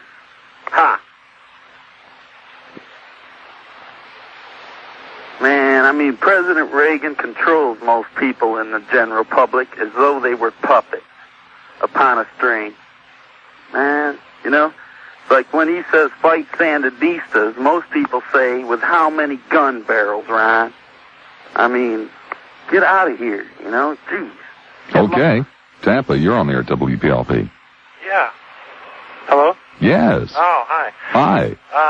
Yes, I've got a gripe with the Social Security Administration. Oh, well, you've certainly brought it to the right place. Yeah. Recently I applied for the Social Security check so that I could go back to school and try and get myself straightened out. Mm-hmm. I seem to run into a problem. So far I've had 20 hospitalizations in 4 different facilities here in Tampa. Mm-hmm. Okay, and they wrote me a letter and told me that of all this information and everything, and I'm diagnosed as a manic depressive. Mm-hmm. I take medication. I find it very difficult to work on a job because of my nerves and everything. And so to make a long story short, my main problem is the fact that whenever they did an investigation on my life and all this kind of thing, they found out that I was gay. And so that's one of the things that they mentioned to me the other day. They said, we have a reason to think that that because of your homosexuality that you may be trying to receive more than just benefits for the mental problem. And I find that to be very discriminatory because... Have you contacted the Moose Lodge over this? The Moose Lodge? Yes, the Moose Lodge. They handle complaints very similar to yours. Okay. Well, you know, it's like... There's one on Park Boulevard, I believe, or Park Street. It's a Moose Lodge on Park Street. And I'll bet you nickel they can help you out.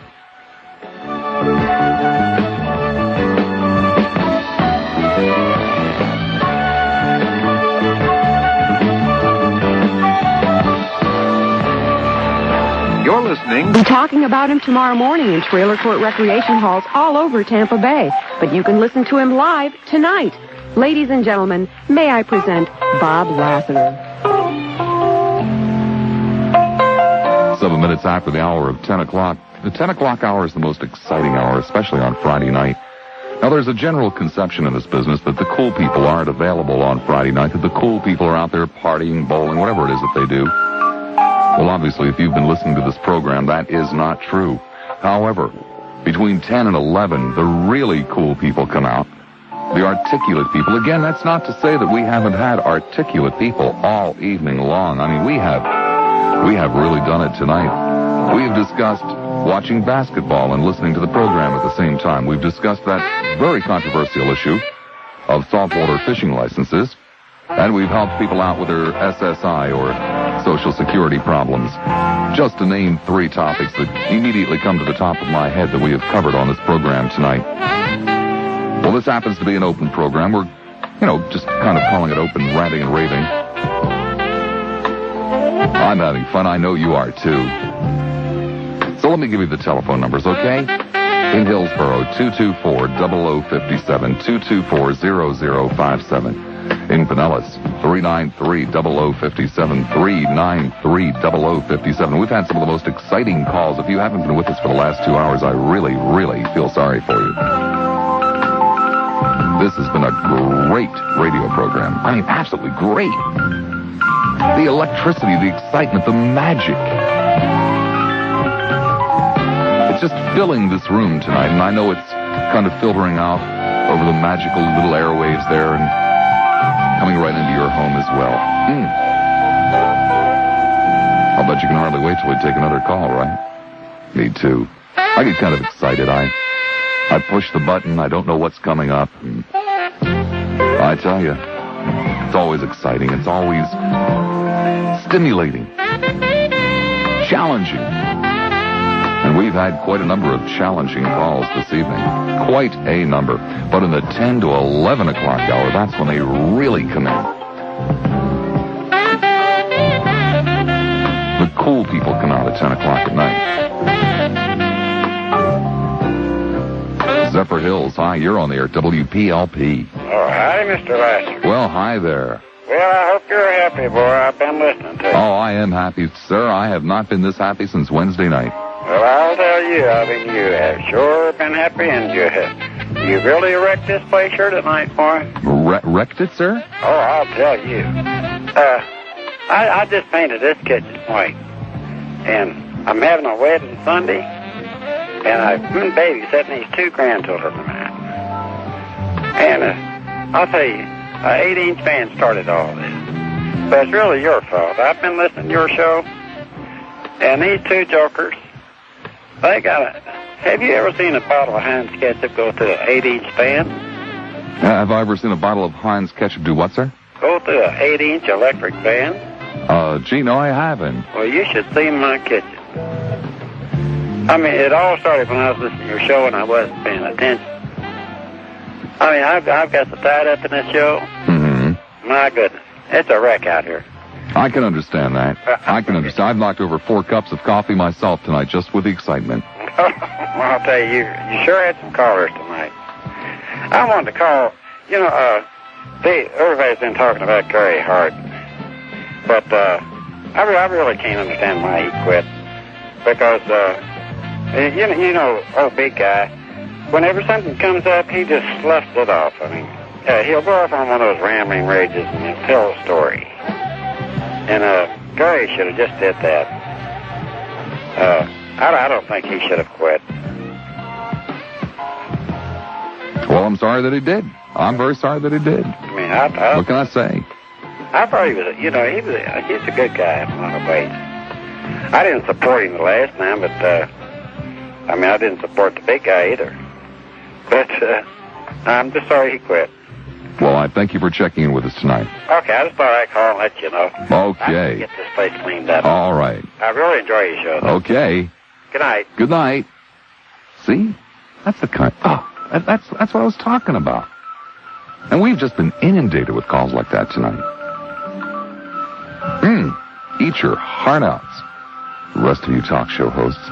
Hillsborough 224-0057. Pinellas 393-0057. Tampa, you're on the air at WPLP. Bob? Yes. I wrote a little poem. You did? Yeah. Do you want to hear it? Do I want to hear it? Well, of course I want to hear it. Good. Okay. Title, Heart. You've got to have heart, right? Oh, my heart, how could you let your heart get us in such a net? You seem the best in this here race, but you let rice set your pace. Why do you let something like this cause you to say, I can't resist, when Reagan seems to lie each day and keep each one of us at bay? Each day he acts another role, but you are daring, a match for Dole. We need a leader such as you. Just close your pants and zip it too. Well, I thank you very much. I love you too, Bob. Take care. Great show. Thank you. Oh, I know it is tonight. Now, I know that many of you are not poets like the last caller, and you might feel intimidated because you don't have any poetry that you banged out this afternoon, but don't let that keep you from taking part. Clearwater, you're on the air at WPLP. Hello? Hello. Yes, Bob Lassiter? Yes, that's me. I just wanted to say that you Bob have a Lassiter. gorgeous voice. Well, thank you. You do, but I just wanted to ask you, what do you think of Gary Hart? What do I think of Gary Hart? Do you believe that he did wrong? Or do you think he was a bad boy or what? Well, I have no conclusive proof one way or the other, so that's the way I feel. Possibly. The only thing I would like to say is I think everyone sets themselves up as a judge, and they're all living it up, and they're such good, wonderful people. I mean, we all know no one goes to bed with anyone else. I mean, I just can't believe that they are so worried about this poor little man. I know that he was going for president. I understand that that's the wrong thing, if you are going to go for president. But the thing is, everyone's so marvelous. I never knew we lived in a country full of people, in a world full of people who are so marvelous. They never do anything wrong. They're all so great. Well, it is kind of heart-rendering, isn't it? I can't believe it. I know he probably did wrong, but I feel just terrible that we do these things. I can't believe it. Now, I happen to be a woman of 51, and I'm not married, and I moved to Clearwater. I'm sorry I ever did. I was born in Chicago, Illinois, grew up in Evanston, Illinois, where Northwestern University was, and I wish I'd stayed there. I really never knew people were so ignorant and so backward. And I lived all over the world, and here they want to teach me everything because they think I'm unmarried and I need to be helped. By God, I had a few lovers in my life, possibly 3 dozen at least. 3 dozen? Through the years, yeah, 3 but dozen? I'm not in the same way. You know, all different 36. types of loves. You know, there are different types of loves, and maybe Gary Hart, you know, it's all different. I mean, it doesn't have to be always bed or jump into bed. It can be other kitchen table loves, you know. Mm-hmm. But I just can't believe that everyone sets himself up as a judge. Sure, he probably was wrong. I know he probably did wrong. If he's going to run for president, we don't want a man who can't take care of himself that way. But well, it's a tragedy that we don't put quite as much effort into making sure that the presidential candidates are skilled in the things that really count in the office as we do in making sure that they can keep their pants on. Well, that's true, but you know the big problem is, it's too much money to run for president in our country. It's sad. We would have probably marvelous men run for president if it didn't cost. He's in debt now, evidently, from his last running for president, you know, his last campaign, and he has to pay that off, and now... Well, that's only a moral obligation. Actually, it's the party that is in debt. That's true. The party has the ultimate responsibility to pay those. Yeah, I suppose that is true. I don't know that much about everything in that. All I know is that it's so costly. They always say that someone who runs for it, they can't pay for everything. You know, I know we'd have marvelous men, I'm sure, if we didn't have everything. They have to put out so much in their campaign funds, you know, and try to raise money. And I guess I know it is very difficult. And we probably would have marvelous people, but I don't know. I just, it's really sad. And I know I'm sure he probably, if you want to call it wrong, I mean, who's to say? If he were a private person, I would say it's no one has any business getting in his business, you know. But I just don't know. I just can't understand our country. Well, I thank you much. You're very nice to talk to me, and I enjoyed talking to you, Bob. That's how I know. Nice Lassiter. Fine. Okay, Bob. Bye-bye. Bye-bye. One line open. It's in Pinellas, 393-0057. Dunedin, your turn at WPLP. That maybe kind of took a lot of my thunder. Well, I can understand that. I'm the generation now that you've been talking about that I have Geritol and soda instead of the Scotch and soda now.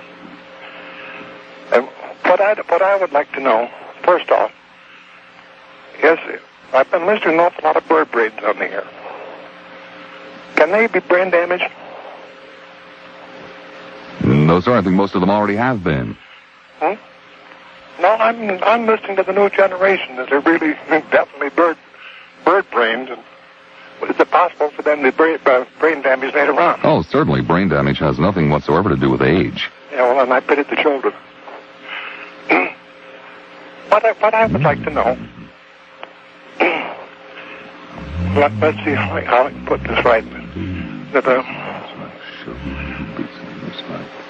we had a choice at the last election between Carter and Reagan.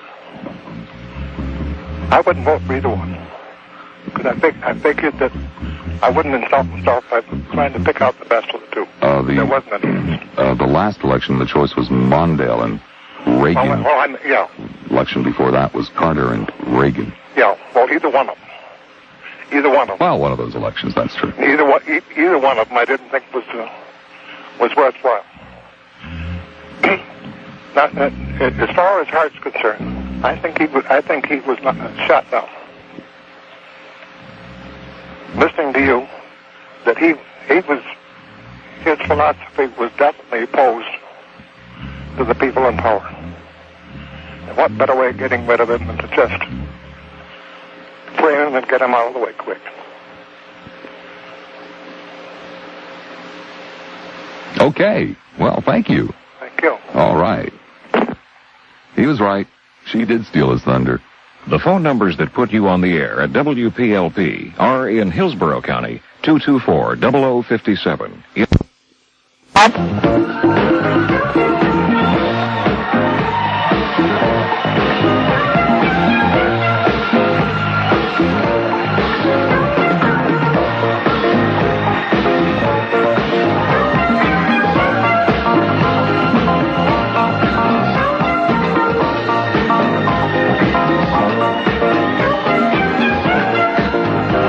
Gosh golly gum, I haven't had this much fun doing a talk radio show since I used to work on Saturday night. They were fun. They were real fun shows. One line open, it's in Vanellis, 393-0057, 393-0057. Tampa, hi, you're on the air at WPLP. Hi, Bob. Hi. Say, I think this Baker and Hart calls for some drastic action here. I believe they should open a Playboy Club and maybe let Tammy serve hot cross buns. Well, that's really cute. I like that, yeah. I thought you'd like that. So you think they're going to succeed? They could wear caps saying, something like, I fell short, or I'm human, or I didn't measure up. So how's it going? Is everything good? How's it going? I'm still running. Not too bad. I'm still running my orgasmic garden. Well, that's great. So glad to hear that. Yeah, the vegetables are great. Oh, I'll bet they are. I used to have a garden once. It wasn't very successful. Well, mine sort of grew wild this time. It was really great. Oh, that's...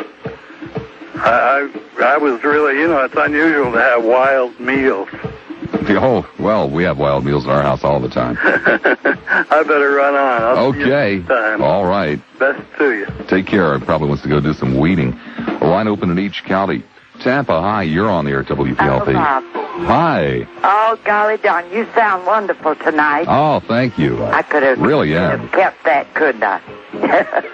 Anyway, I called you, darling. I listen to you regularly. Sometimes I get so angry at people I could just die. Anyway, this Mr. Hart, I think in a way why he resigned, that I don't think he did it for himself. He wouldn't have given the toodly twat what the people said or did. He'd have still gone on. But I think he resigned to protect his family and also the ladies involved. Must call them ladies. I don't know anything about them personally, so I can't refer to them as ladies. No, I think that's proper. Don't think it's all right. Oh, yeah, sure. I bet when he made his speech this morning, when he first started out, he could have fooled me and the loud applause that he got, at the first. When he said he had decided he rolled and tossed all night, and he had decided to say no, or was it no or yes? Did you hear it? Yes, I did.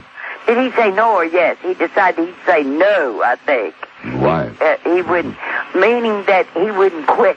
Right. The no meant yes. But that's what, in my mind, it did. I don't know whether it did and is or not. But then, I said, thank heaven, he did not let the SOB back him up in a corner and stay there. Because, by golly, it's like the other lady said, who is without sin cast the first stone, so to speak. And who in the hell are you going to pick from? Like the man before me that said he didn't do this, and he didn't do that, and he didn't do that, and he didn't vote for this. Well, who in the hell is showing in the showcase now that's worthy of a thought as far as the election is concerned? Do you know what I mean? Yes, I do. But doggone it, I'm going to let you go. I could tell you another good joke, but it falls flat after this big mouth of mine. Okay. Well, thank you. Thank you, and good night. All right. And Mary, too. Okay, I'll tell her. Bye-bye. You know, I'm sitting here tonight, and I just having as much fun as I can remember having in a long time. And I'm sitting here thinking to myself, you know, damn it, we really should start those big band concerts on the pier again for the elderly folks. Give them something to do. Clearwater, you're on the air at WPLP. Thank you. I remember just a few nights ago, you had, you're having a real bad night. Mm-hmm. And then all of a sudden your mood just changed. Oh, that's right. That's true. What It happened? really did. What happened? What happened? Yeah. Nothing. Well, you said you'd save it to tell us a few days later. No, I said in 2 or 3 weeks. What can you tell us now? It's not 2 or 3 weeks later, is it? Well, okay. Well, all right, let's just drop that. Let me ask you another question. Sure. All right. How come you treat people... What? How come you treat people the way you do? Why do I treat people the way I this lady, do?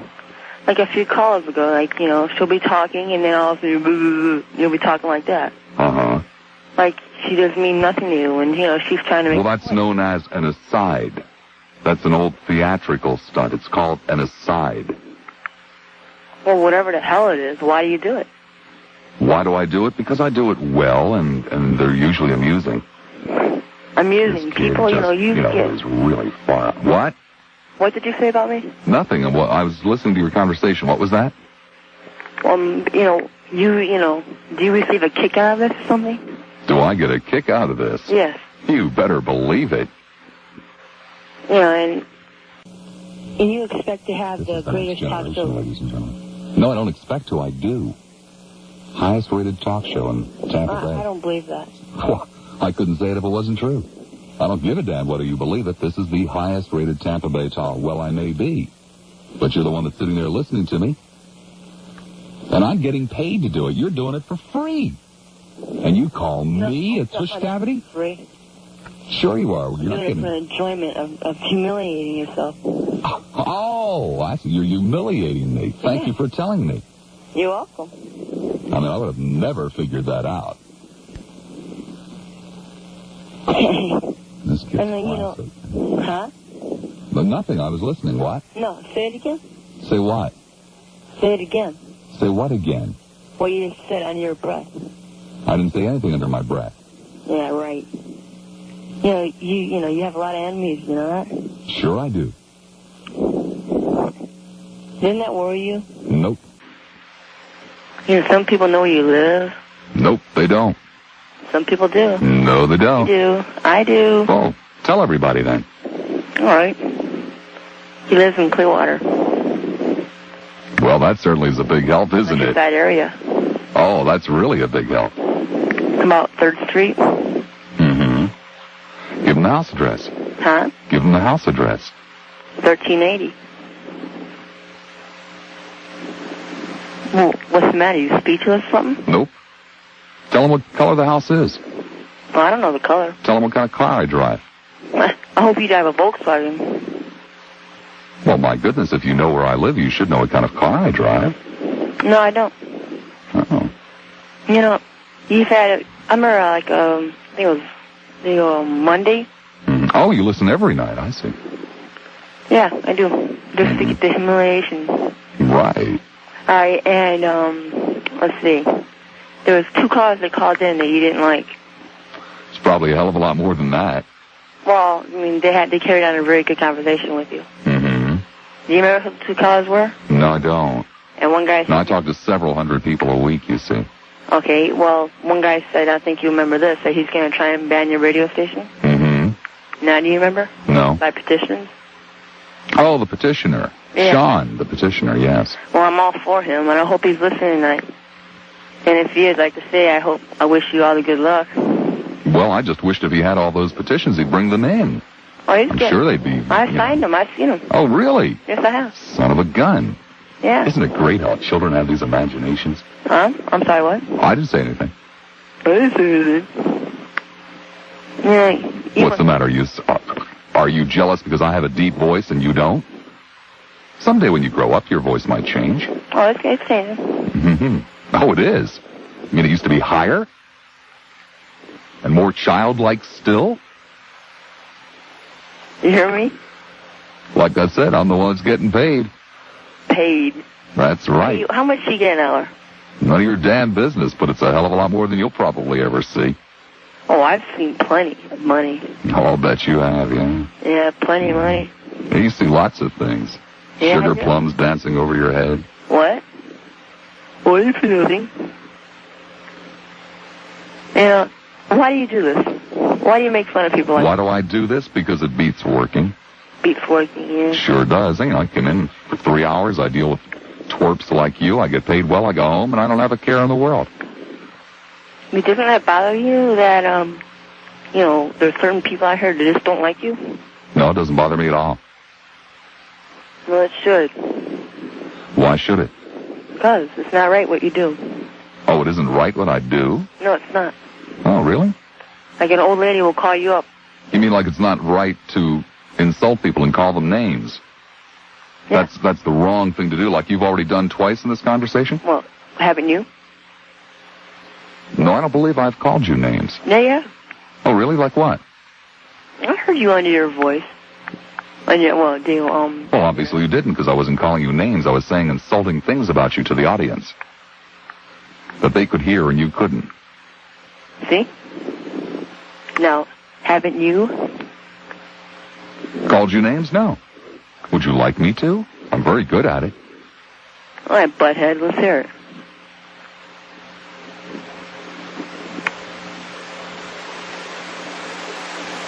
Hey. Yes? Are you there? Yes, I'm here. Are we on the air? Yes. Good. I hope so. Mr. Petitioner out there? Oh, I'm sure he wouldn't miss a show either. You see, there's a certain mentality amongst the youth in this country where they have nothing better to do. There's not a brain in their head, so they listen to this program. Like you. All right. Let me ask you another question, okay? Sure. How come you like snowbirds, man? How come you don't like brain damaged snowbirds? Why don't I like... I've already answered that question tonight. Well, what was the answer? Well, I'm sorry you weren't listening. Well, tell me. No. I'm a snowbird. Really? Yeah, and you are too. No, I'm not. Yes, you are. No. Yes, you are. Sorry. Where are you from? You're from up north. What part? Right outside of Philadelphia. You're from Philly? Mm-hmm. Well, I'm from Cleveland. Isn't that amazing? I kind of suspected you might be from Ohio. Yep, Cleveland, Ohio. Rock and roll capital city of the world. Mm-hmm. In Philadelphia. You were probably the one who brought down the word brain damaged snowbird, because you are one. Mm-hmm. You are one, man. If you would just stop and play back all those tapes you record of every program. Oh, I do. I love this show. Yeah. Most entertaining talk program on. You're so stupid. It's pitiful. Mm-hmm. I hope they run you up there. I'll bet you do. That'd be the greatest thing that happened to me in a while. There's no doubt in my mind it would be the greatest thing that ever happened to you.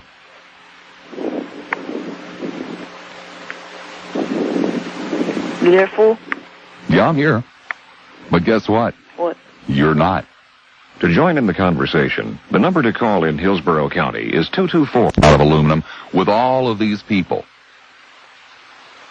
Well, next year when the phone book comes out, look again. You'll see just as many, but you'll find basically different names. They come and they go. They come and they go. Well, there's one company that doesn't come and go. There's one company that's been around since 1969, J&M Aluminum. J&M Aluminum. Very frequently you hear people say, we do it all. Well, J&M really does. Extruding, cutting, painting, assembling. They do it all. If you've ever driven past their plant on 34th Street North, you get some kind of an idea as to just how big a firm J&M Aluminum is. And by the way, chances are pretty good if you buy your aluminum products from someone else, they bought them at J&M. Why not eliminate the middleman? J&M Aluminum for everything aluminum. Never any subcontractors. They do the job from the ground up, commercial and residential. Polls for the Democratic National Committee. And Doug Marlette, the Pulitzer Prize-winning cartoonist from Atlanta. All tonight on The Larry King Show. All right here on this Mutual radio station.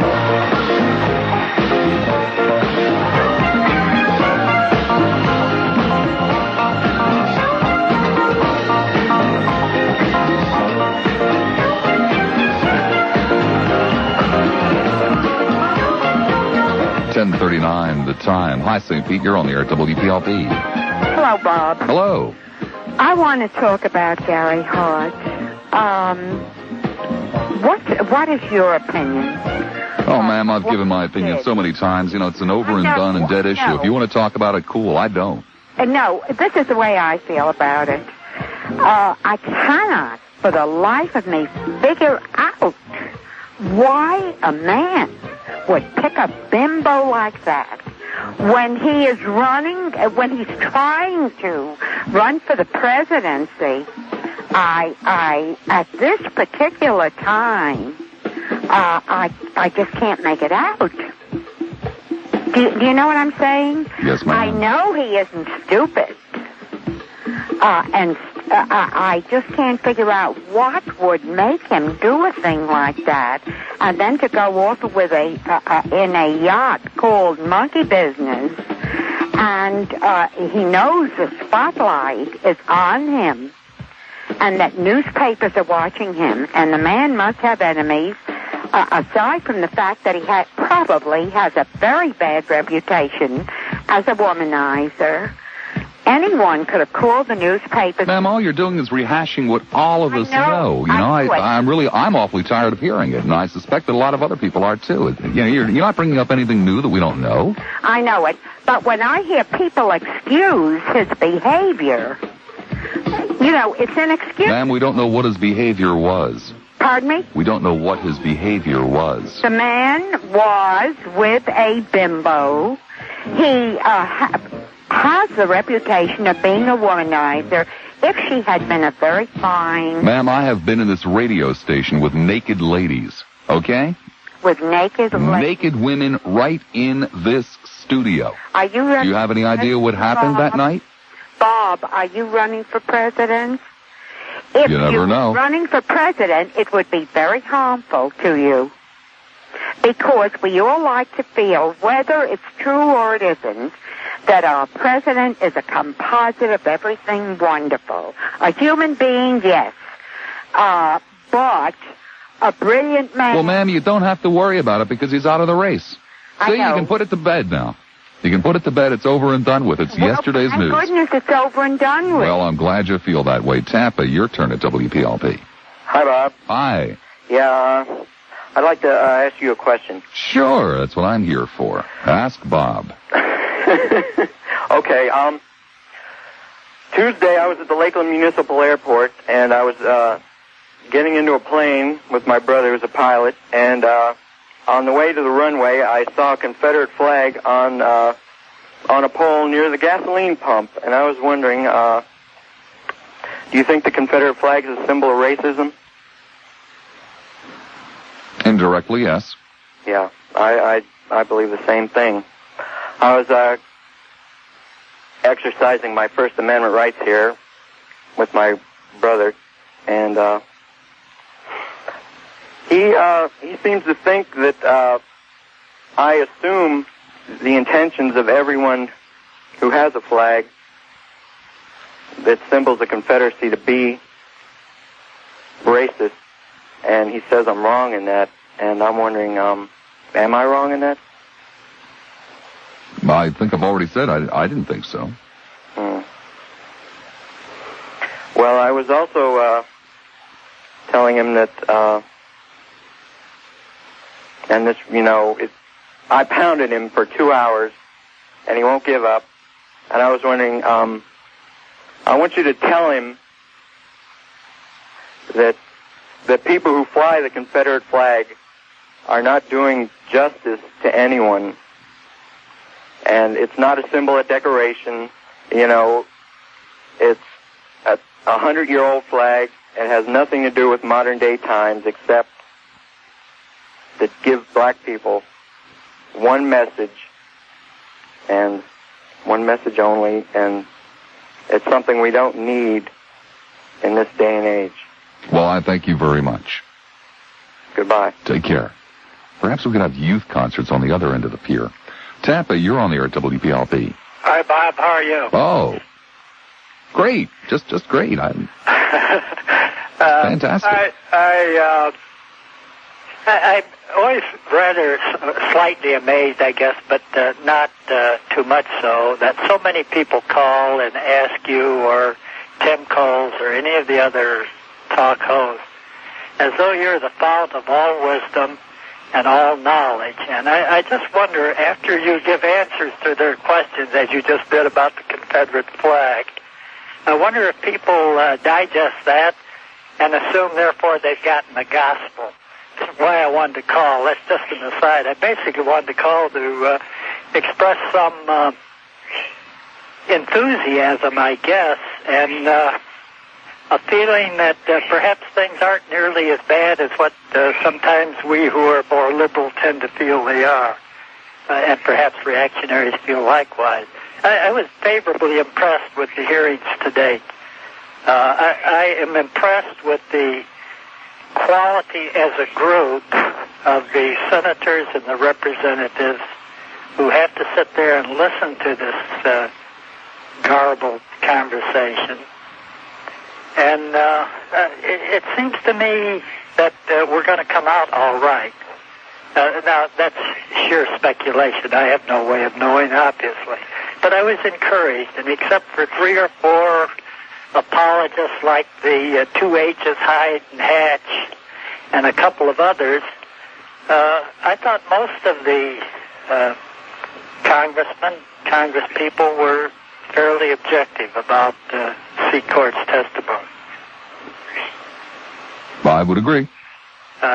So everything seems to be negative these days, from the hearings to whatever else. I just want to kind of towards the end of the program end maybe with a more positive note and with a sense of accomplishment that I think is before us with the kind of people representing us at this point on that committee. Well, I thank you for your concern. Thank you. Take care. Bye. You know, the amazing thing about this program tonight, and this is very unusual in talk radio, but the intensity level has been the same from the very beginning of the program. Newport Richie, you're on air at WPLP. Hi, neighbor. How are things in your neighborhood? Well, things in my neighborhood are fine. Great. Listen, Bob, I really love your show, but there's just one thing. Mm-hmm. You remind me of Mr. Ed, because you talk a lot, but you never listen. Mm-hmm. Hello. I'm Mr. Ed.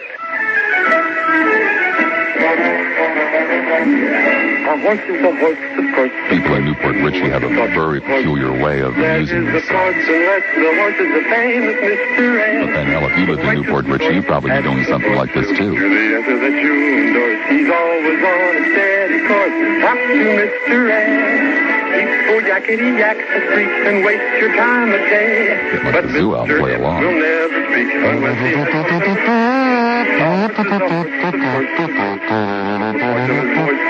you never heard of a talking horse?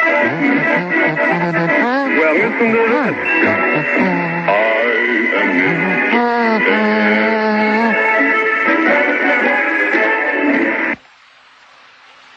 am We have to be charitable toward our friends up in Newport Richie. Clearwater, you're on the air at WPLP. Hi, Bob. How you doing? Oh, fantastic. I never had to follow Talking Horse there, but hey, I heard you mention you're from the Philadelphia area. That's correct. I'm from Upper Darby. I don't know if you ever heard of that area. Sure I have. Yeah, I'm in the same age group as you. I was wondering if you ever been to the bandstand. No, I was basically a freshman and sophomore in bandstand's heydays, and I lived in Collingswood, New Jersey, right across the river. And even though it was probably only 15 miles away, if that far, it was another side of the world. Yeah. Well, it's a pleasure to be down here for me now, though. But I just wanted if you were ever on it. No, never. Okay. Okay. Thank you, Bob. Take care. We're happy to answer all questions here. St. Pete, you're on the air at WPLP. Oh, Wilbur. Hey, Bob. Yes. You know what really bugs me? There's no justice in this world. Now, you got a kid, a good kid. He's got a chest full of merit badges. He gets good grades. He's got everything going for him in the world, and he blows his head off, okay? Mm-hmm. And then you take the snot-nosed little brat about 5 calls ago, who clearly hasn't got a brain, who couldn't put a noun and verb back to back and have them make sense to save his life. And the worst injustice of it all is the kid probably hasn't even got a gun. That really bothers me. But worse than that, I got to tell you what happened to me today. It was the most frightening thing in my life. What is that? I was on my lunch break. I was at the Circle K having a package of Twinkies and a Coke.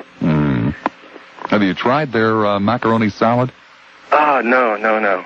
It's in the refrigeration case. It's right over by the Oscar Mayer's bologna. Oh, is it good? Oh, it really is. Oh, good. Well, especially that and a glass of Tang. Yeah, that does sound good. And some butterscotch crimpets to wash it down. Well, anyways, I turned on the ignition to catch the Iran-Gate update, and the tail end of The Kindly Old Man Who Has the Show Between 9 and 12 was on. Oh, yes. Well, David Foulweather. Some guy sitting in the car next to me hears this. He gets out of his car and stomps towards me, and he yells in my face, in my window of my truck, "Hey, are you another Fowler fan?" I said, "Well, not really." He goes, "God, don't you love when he reads the mail?" "Dear Dave." He goes, "I love the guy." He goes, "How about those little dogs of his? What do they call? Fatitudes or latitudes or something?" He goes, "I just love the guy, and he lives out on Treasure Island right near me." The guy was a full-blown Fowler groupie. He was screaming in my face. The man that Fowler employs who drives around town doing this every day. And so I turn on a truck, and I'm trying to back up and trying to get away from him, and he yells to me, "Remember, pass the word, tell a friend."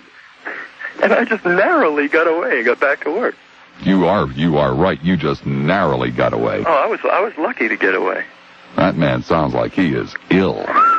He is gone. And I'm gone. Have a good one. You too. Tampa, your turn at WPLP. Hi, Bob. Hi. I assume you've seen the article about the So Far campaign in today's Friday Extra, right? Yes, that's correct. Is that the first attention that anybody's even given it? Yep. It's incredible that nobody's paid any more attention than that.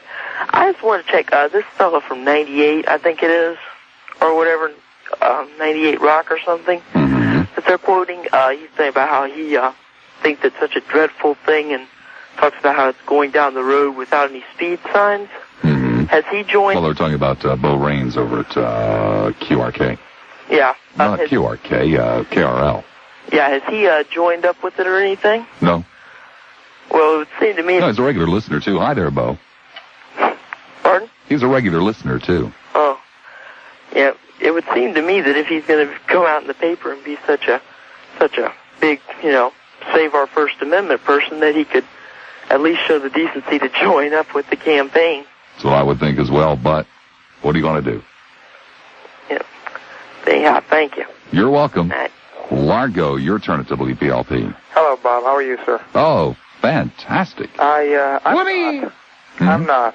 I'd like to make a statement to your listening audience. I've been listening to the show. Statement to my listening audience. To your listening audience. My. To all of us. Well, we started out with calls from Largo. We might as well finish with them. I've heard the gamut of calls for and against Hart, and I've heard over the past couple of weeks with Baker and everybody else. I think the American people, myself included, are looking for the wrong qualities in our leaders, and I think this is evidenced by people's statements such as the president should represent the best of all of us, and Gary Hart shouldn't be doing this. We need leaders who are decision makers, not role models. You can't look to your leaders to find role models. Leaders are people that have to figure out the best way for us to go, and sometimes they have to figure it out in a hurry. We don't need a president who believes in God. We don't need a president who's married. We don't need a president who's not married. We don't need somebody who's straight or gay, man or woman. What we need is somebody who can actually make decisions. We've got a man who had to withdraw from a campaign, who I understand walked around for several hours in despair, not knowing how to handle the situation. That's the dangerous thing about this. The man did not know how to handle a situation. It's not the fact that the situation ever occurred. Who the hell cares what the man does in his private life now or when he is president? What's the difference if he wants a different woman, or if we had a woman president, if she wants a different man every night? It's not going to inhibit their decision-making capacity. As a matter of fact, it may very well help it. Ted Kennedy, years back, had the problem. I mean, the guy couldn't get a whore across the bridge, is the old joke. But when it really came down to it, the decisions, the way the whole thing was handled by him from the start, showed that he was weak in the area of making important decisions. Mr. Hart, the same way. Ronald Reagan, all of the Iran-Gate problems that we have today are totally unnecessary. If this man was truly a good leader, he would figure out a way. Well, on that point, I must jump in and end the conversation because I'm fresh out of town. Time. Can I have 15 more seconds? No, you can't. I don't have it. I'm sorry. Time is time. Did I say fresh out of town? Could that be a slip? Behave yourselves.